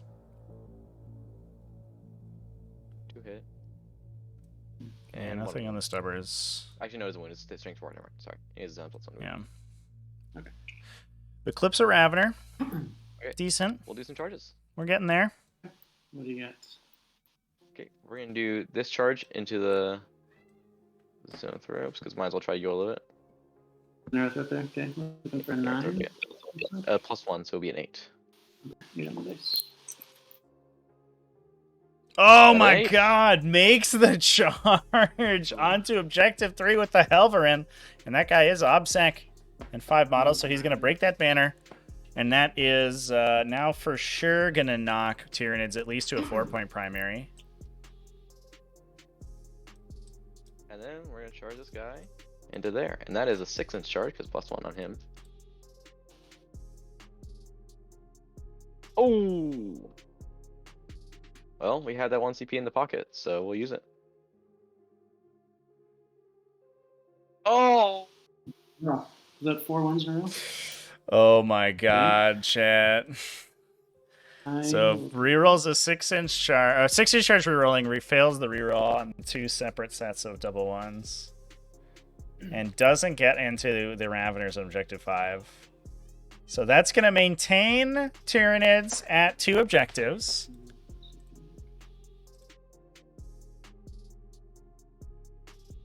Gosh darn, that holds you to a 12 now because you're gonna get 5, 6, and 2. Well, you hold. No, you hold 2, right? Well, you're gonna hold more. You hold 3, hold more. Hold 2, you hold 2 right now, I think, right? Because you hold these 2. Oh, you're right. I got there. Yeah. I really forgot about the guy there. I'll just Yeah, get it's not, 4 as a that's minimum. not that bad. It's only a 4-point primary. Okay. Oh, okay. Well, if we lose by 4 points, I know which dice roll to blame. Okay, so this Halvern here will go ahead and just bite into the narrow throat. Yeah. Another. These dice are cursed. Go away. Go away. They're gone. D5. And then reroll to wound. Why not? He is plus on the wound in combat as well, so it would be 2s. So Get wrecked, Neurothrope. Take That this. was 1 save. What's the damage? damage 1. Only 1. Oh, that's the Helvern. Okay, Yeah, yeah. I'm just I'm kicking 4. you. It's kind of weird that these guys that's don't have like a everything, 2 so damage heals melee in combat. attack, I think. I don't know. Uh, Armigers at we least have do no feel like they're action worth their play points for that. value in Imperial Knights, but it does. Sorry, which? Oh yeah, that guy. Okay. It always feels funny when they're just totally worthless in melee. So that's, you can give me the call. 15 attacks with the little things. Ravener Claws. They still hit on 2. So They'll hit on 4s because transit. that's right. And then they went up 5s. Oh my god, what is 4 this? minus 2. What the heck? This massive punch from these Raveners. 4s into 5 still gets 4 through.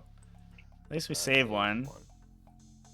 And we are, fortunately, because these guys didn't charge, their Scything Talons are going to be reduced AP0, which is a benefit of that Strike and Fade. 4s and then 5s. One more. AP1. Yep. It's fine. You fight Alright. me? With Yeah. that.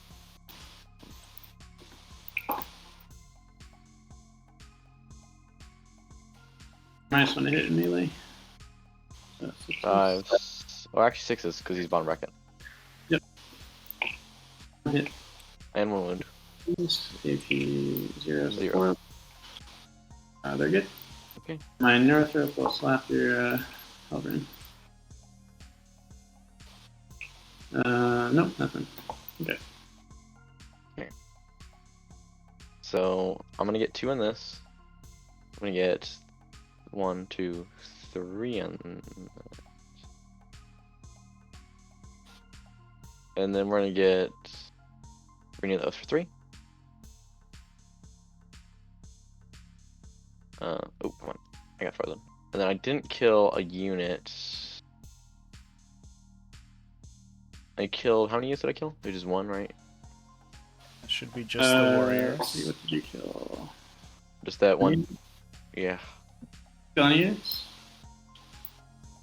Oh, you killed the Warriors, yeah. Warriors. Oh wait, that's why I was rolling that. I need to roll the 4 up for the honor point. I get that. So I'm up to 4 honor points. Okay. So looks like I would be at. Yeah, it's gonna depend if I kill a unit this turn or not. If I get a if on your charge or Yeah, because you killed 1 so far. Right, okay. Okay.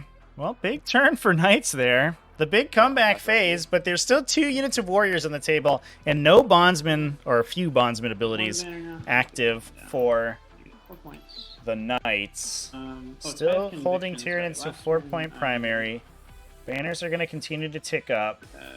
2 for that, right? No psychic interrogations available, which is a little funny, but I think it's getting dangerous here, and we do have the bottom round 5 scoring for Tyranids. Around 4, yeah. So I think that it's time for Tyranids to attempt the knockout punch here. If they can make a big roll, a big turn happen here, and just knock these armatures in the center of the table out, the game's over. If they flub again, If they flub like they did on turn 2, then we may still have a game here. But they do have the beef.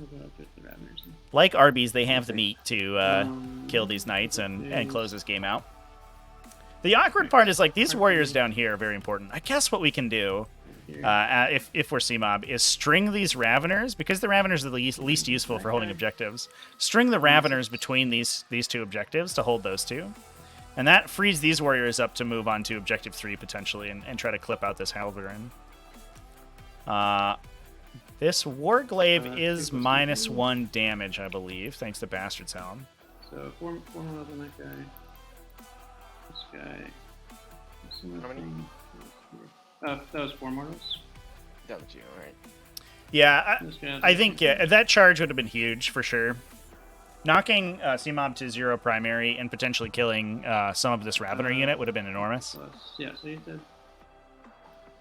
Oh, we do need some morale checks. Like I said, Raveners here will raise a banner. Do you need morale on these guys? They lost 1. Yeah, you're right. Yep.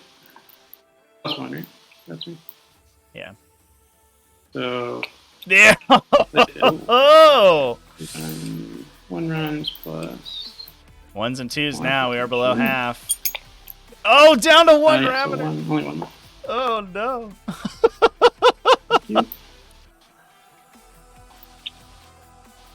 Okay. That's relevant. Yeah, it's interesting. Not that particularly matters because it's not going to kill it in combat. So it's not going to matter in points, but. Yeah. This guy's dead. By the way. Yeah, okay. It is funny when that the big happens blows. because that's like 100-ish points worth of models that just disappear from the table right there. Thanks to that one dice roll. So yeah, those Raveners will raise a banner. This guy's up from here.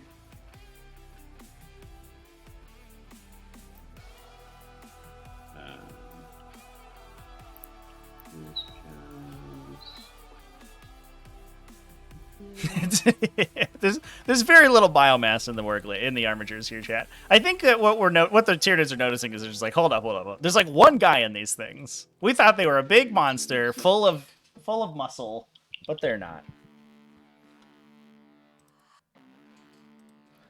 I don't think it's going to go well this last turn here.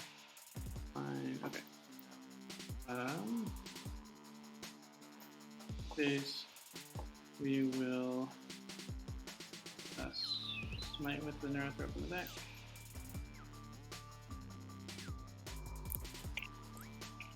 Super smite for 6 mortals on the armature.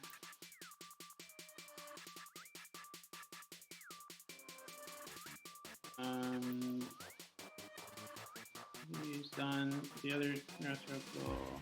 Some of them hold like 5 guys. Not the armatures though. I think all of the knights are Brick at a tactical tortoise lore lesson here. I believe that all of the knights are classified as war suits. So they are a single pilot vehicle that basically just functions like big power armor. But it's Titans that have the multi-crew teams in them, the multi-person crews.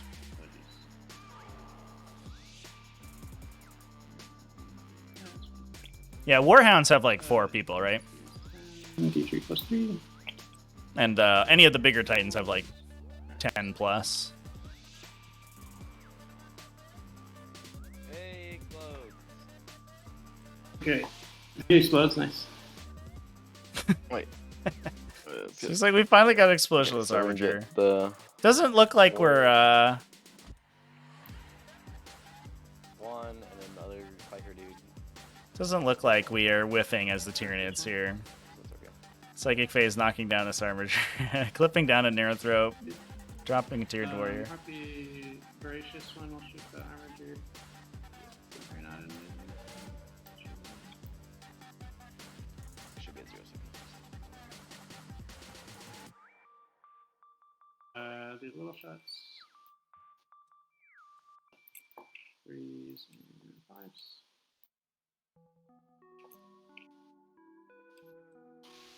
So 2 at -1.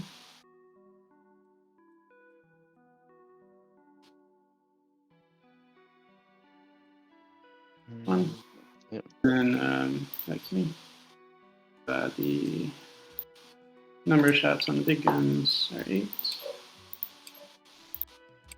3s. And on 3s. 6 at -2. Oof. Brutal shot from the Stranglethorn.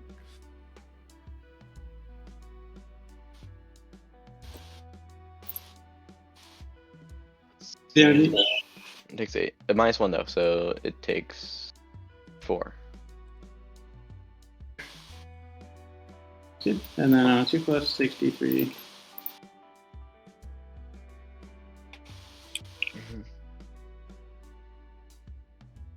Yes, the number of shots.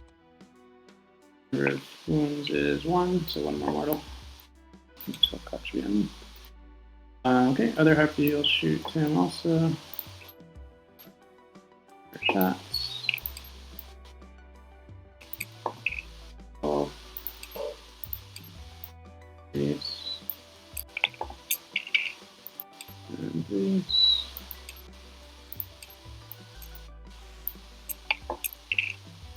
2 -2.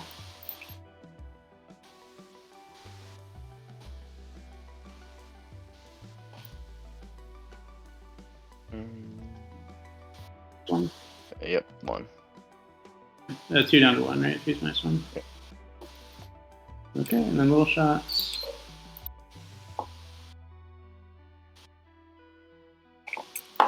Threes and 5s.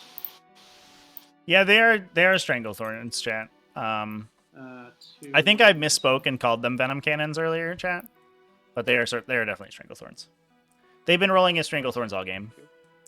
I think when it looked like they were Venom Cannons, it was just because they converted 2 of them. Raveners. I should have raised the banner with them, but I didn't. So they'll shoot on 2s.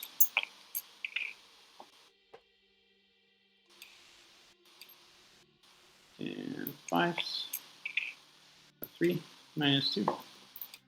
You canceling the banner, right? I didn't say I was raising it. I would have liked to raise it, but I didn't say it, so I'm just shooting. You did say it, actually, you did. I said it with these guys back here, but I didn't Oh, say those it guys. with Yeah. That's, everything's Ravener. Yeah, there's 2 Raveners, yep. So ravenous. What a ravenous army. You failed 2, or Oh, 2? Oh, you're right.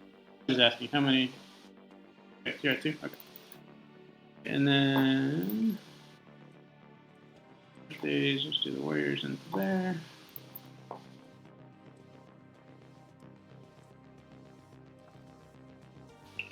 Uh, 8. I don't think it matters. So yeah, I'll just suck on. You should also be at 0 CP, so because you didn't get any CP this turn. Sure, yeah, thank you. Did I spend one I didn't have then? Or did you just take one down? No, I just took a deck. Cool, thanks. Yeah, I took both theirs. Yeah, both of us didn't get any CP last round. Each other's, yeah. So we have 5, 10, 20 attacks.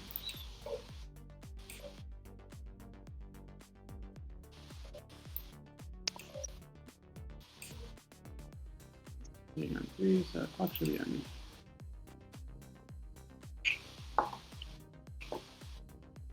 Being on 3s. Yeah, I didn't do the auto ones, but there's 8. 8. AP. AP3. 6s, and that kills him. Well, we could probably call the game here. No. I don't think I have anything else that really. I don't have nothing else to score around. Only one more knight. I don't think he's going to do it. Um, Tyranids should get the big 12 on the final turn. Hold all of the 2 more on this turn. So around home 4. objectives there for a 20. Best I can do basically is basically just don't fall this guy back because he basically loses points if I fall back. So I just try to get. I would still get this for 3, at least for this turn. Yep, still get that for 3. Honor the house, I would end up with 4. It looks like. There it is, chats. Tyranid victory. We finally got one. for them Okay. I think I'd max bring it down. this weekend. max bring it Tyranids down. at 2-1 over the weekend. On my next turn. Yeah, I want to congratulate CMOB on excellent play with the Harpies. I think he made some charges there that were a little aggressive, but for the most part, these Harpies were able to deal enough damage to the Armigers over time that they just stacked up real high. Last night standing for sure. Conviction. I guess end of game I'll get like. Just unfortunate that that turn that all the Yep. shooting had to go into the Hive Tyrant. It didn't take enough damage to allow any guns to go into the Harpies. If we would dropped one more Harpy earlier, you could have seen this game turn on its head, I think. I like bringing these warriors. Oof. GG. Yep. Looks like there is a banner there too, but yeah, that's all good. Cool. Thanks for Yeah, the good game. game. Yeah, that was some wild dice. Yeah, there are some real big swings. If anybody has any questions with players, go ahead and throw them in chat. Yeah, the turn I sent the Hive Tyrant in, I was like debating whether to go for the big knight or try to clip out a few little knights. And I think I didn't get any of the little knights, but I got them all down. And yeah, it was like enough to. I felt like a bad turn. Like my turn 2, I don't think was good, but then turn 3. Yeah, and then I think my turn was even worse, honestly. All I Turn 2, yeah, you tanked all your shooting into my Hive Tyrant. and did nothing. Fortunate, yeah, for you. But then you failed all the feel no pains. Yeah, the melee turned it around, but I mean, you should have had. Yeah, I mean, it kind of like it just wasted all of your output for that. Mhm. I think, and leaving the Harpies alive was rough. Like having Yeah. to divert your attention to the Hive Tyrant instead of them. Yeah. The only thing I really see myself like doing differently is if I did the action instead of shooting the Neurothrope, then I would have had 3 extra points. But that's like the only I think the big mistake I made. Yeah. Everything else either came down to the dice just went slightly below average for me or slightly above average for you, or I just didn't math it out right. No, there are definitely some really swingy moments. I was kind of afraid, I was really afraid of you going first because I didn't think I would be able to hide my Harpies as well as I did first turn. I was kind of wondering, what if you just put all your shooty guys right on the line? Yeah. And you could I have think that's my backfield. I realized I made a mistake. I should have spent 1 CP and get plus on hit against aircraft against on the helmet that shot you, which I should have done, and I could have probably money bottom bracketed it. Yeah. I rolled I had 4 3s, which would have all converted. Huh. So it would have been better, but yeah. I think that and shooting the Neurothrope was probably 2 big mistakes. He's just really swingily tanky with the 3-up invuln.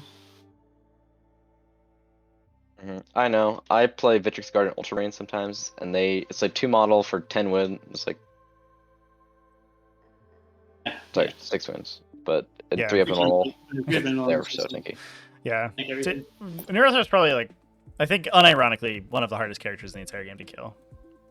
Yeah, for sure. Eat your heart out, Mortarian. this little dude can't even be shot through character protection. Let's go. Yeah. And the Finial doesn't do anything to a 3 moral save. Right, exactly. In this mission to just be able to leave him there. Yeah.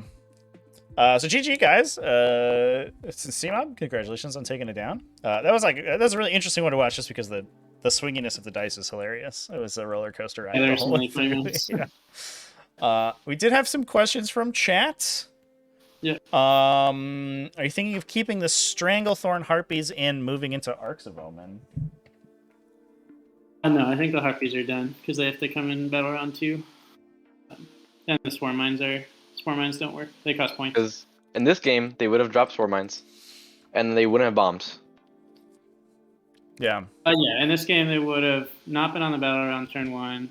They would come in turn 2 and some shots. But yeah, I think they're done. I don't know. Open to arguments against that, but Yeah, I think with the points hike on the Venom Cannons, I think it's rough. Although the Stranglethorns do feel better with that Armor of Contempt in the world. Yeah, that's true. Yeah. They're good at killing Marines. What's the thought process of not including Tyrant Guard? With only one Hive Tyrant, I think, like in most cases, I'm gonna put him out and bring him back, and he'll be behind a wall or something. I'm usually not gonna leave him out in the open. So I don't know. I ran a list with a Swarm Lord and a Hive Tyrant, and then you definitely want the Tyrant Guard. I think they're okay, but it's a lot of points for something that you don't usually need with the Flying Hive Tyrant. Yeah. Not bad. Yeah. I saw someone mention in chat that what would I do differently? I don't know if it's, but I think the two things I also noticed was put the 4 of Invulnerable on the Morax over here that the Tyrant Guard clipped. Mm-hmm. Because it didn't do anything over here. And then also rearrange my deployment a little bit to put the Warglaives in a better place to get out besides turn 3. I didn't realize they weren't going to be able to fit through here, so that was actually really Yeah, I didn't actually realize that either. So maybe those guys should have gone in the middle, because then they could have just run right up. Yeah, on the other map, it's the sandstone one that's similar layout to this. They do fit through. Okay. You're thinking they'll fit through when you put them there. That's a bummer. Yeah. But strangely, on the sandstone map, it doesn't fit through on this side. Yeah, because there's the corner of the building. Yeah. Yeah. Interesting. Okay. Yeah. And then those are the two things I've changed. Maybe change out the deployment of the Warglaives a little bit, but yeah, I was kind of scared of you putting a Morax here and then just running way up here and I mean, yeah, maybe deploy a little more. It would just die after that, but Yeah. Maybe put the one that went up here more aggressively, so it touches objective and maybe gets up and flames something. Yeah. But yeah, and then I will not. I saw someone mention I should play Chaos Knights. I refuse. I am loyalist at heart. Too spiky. Nice. Also, Imperial Knights destroy Chaos Knights in the mirror, so That's true. Yeah, that's a brutal matchup especially with for this them. list. Then they hardly their carnivores are hitting on 2s. Don't do anything. And then I also get the 4 Immortal save, which really hurts them as well. And then I'm just slightly more reliable. It's the floating reroll and the replacement 6 and the extra obsec. Mm-hmm. And the leadership shenanigans don't do anything for me. So a lot of it I destroy them here. Yeah. MVPs and LVPs for you guys? Zachary is asking in chat. The warriors who killed the Knight Errant were pretty awesome. They performed expectations. I think the Harpies, though, are probably the MVPs. Consistent damage and getting taken down. Yeah. Raveners over here, though, they were good, too. Hive Tyrant always disappoints me. But yeah, not killing this. I feel like I always end up with a Hive Tyrant not killing something, and yeah, it's so awkward into the Knights because you have to drop them really low and then still probably have 3 CP when you go. Because I didn't smite with my Zoanthropes because I was afraid of killing it. And I was like, all right, I think Hive Tyrant should be able to. But no, but there was a lot of buffs on there too, so I'd probably and I rolled a 1 on the Mortals with the charge move. So right, yeah, that if you'd done that to that 3, you would have killed it. Yeah, so. that would have died for sure. But yeah, so that was my least valuable moments. For me, I don't know. I think everything's slightly underperformed. Nothing. It wasn't anything drastic over. If you average about the game, nothing terribly. It was just slightly under what you want it to be, especially in Knight's Army. I don't know. Everything is just no big losers, no big winners. For me, it's the autocans did really good. Everything as usual. I think they're such a good unit, especially in losing armor attempts. Instead of you have these Marines that are saving on still saving on 3 up and cover or 2 up and cover, you're pushing to the 5s and the 4s, which is just so unreliable. And really just helps put them at a point where they're auto include. That's a good gun. Yeah. The downside of the Halverins is just once they get stuck in melee, they're so useless. But Yeah, up they- until that point, yeah. they're so strong that it's, Honestly, you really say that for any ranged unit in any army. Like you charge eradicators and they're not gonna do anything. Yeah, I think you know, a lot of times the difference is that armies that have a higher model count will usually have things to sort of be able to shore up that weakness, and armigers have a little bit of, so they struggle a little bit with that. Like you can put something in front of them, like screen them with something, but you can't really do as nice. Yeah, you just screen them with hundreds of points of warglaives. Let's go. Yeah, I don't know. I don't know. The Marxes, I'm still kind of iffy on, but I think they just offer like a tool piece that just isn't there. Like the flamers, they do so well in certain matchups, and They were also, one of the superior things. Or I was pretty scared of them. Yeah. I think honestly, if I played again, I might have swapped it so the warglaives were in the middle and the Marxes were on the side, so they had like more protected. Maybe, I don't know. Yeah, I almost feel like with not being able to fit through here, I almost feel like all 5 of those need to be in the middle, maybe. Yeah. The problem is if you take these Raveners, like you move them 2 squad of Raveners, you move them like 17 inches and just wrap over here, and then I have to go all the way around to try to get to you. Yeah, that's true. Yep. But yeah. Yeah, I don't know. I think the list is good. That's why I'm taking the LVO, so we'll see how it goes. Yeah. Nice. Good luck. Yeah, one last question from Grimsower Gaming. CMOB moving into Arcs of Omen, what do you think is the future of Tyranids? I mean, it's all the nerfs are sad for a Tyranids player, but it's also a fun time to be able to try a bunch of new things. So I think I haven't played an Arcs of Omen game yet, actually, but I'm excited to try some new things. I've heard people talking about Gene Stealers and Behemoth. Maybe bring back the Maliceptors. I think like Pyrovores are good. Yeah. I don't really know. Yeah. The interesting part is, yeah, it's a lot of experimenting to happen. Because like everything's kind of But, equally mediocre. To have to try new stuff. It does feel like yeah, there's like a lot of strategies open, but you have to like you have to play very well, which is kind of refreshing because since the 9th edition codex dropped, you could kind of like zero effort through a lot of your games. Yeah. For sure. I will move my Leviathan warriors forward and pass the turn. What will you do? Yeah, it's a huge nerf, but it's a good challenge to try to figure out what's. For sure. I don't think I've won a single. You said I was advantaged into this matchup, but I don't think I've won a single game of Tyranids with this list so far.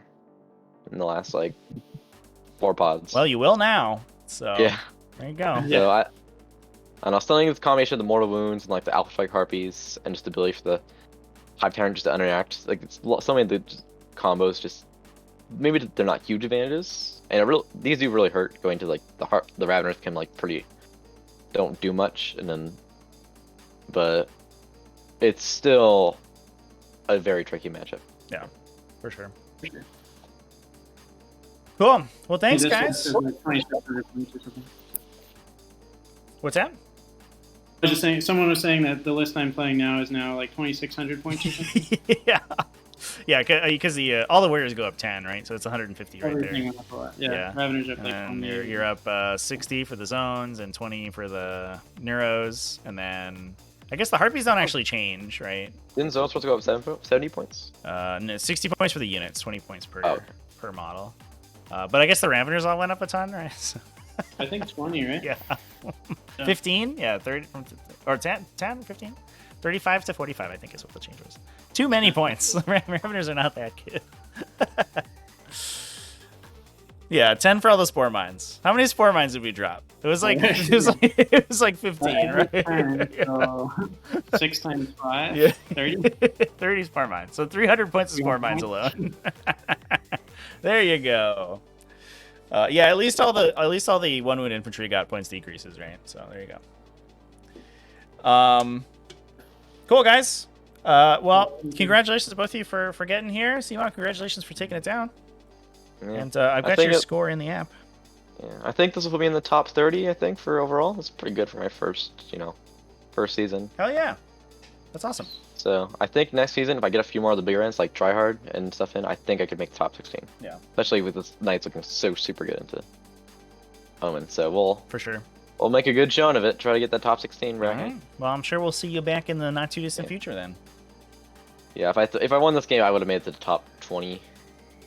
And then there was a game that I dropped because I was super tired and I wasn't feeling well, like 2 months ago. And if I had won, it looked like I probably would have won that game. If I had it, that would have been in the top 17 if I had won this game. So I think I just need to get if I got a few more top placing pods in, I think I could have made it. But yeah, again, next season we're gonna really go for it. Yeah.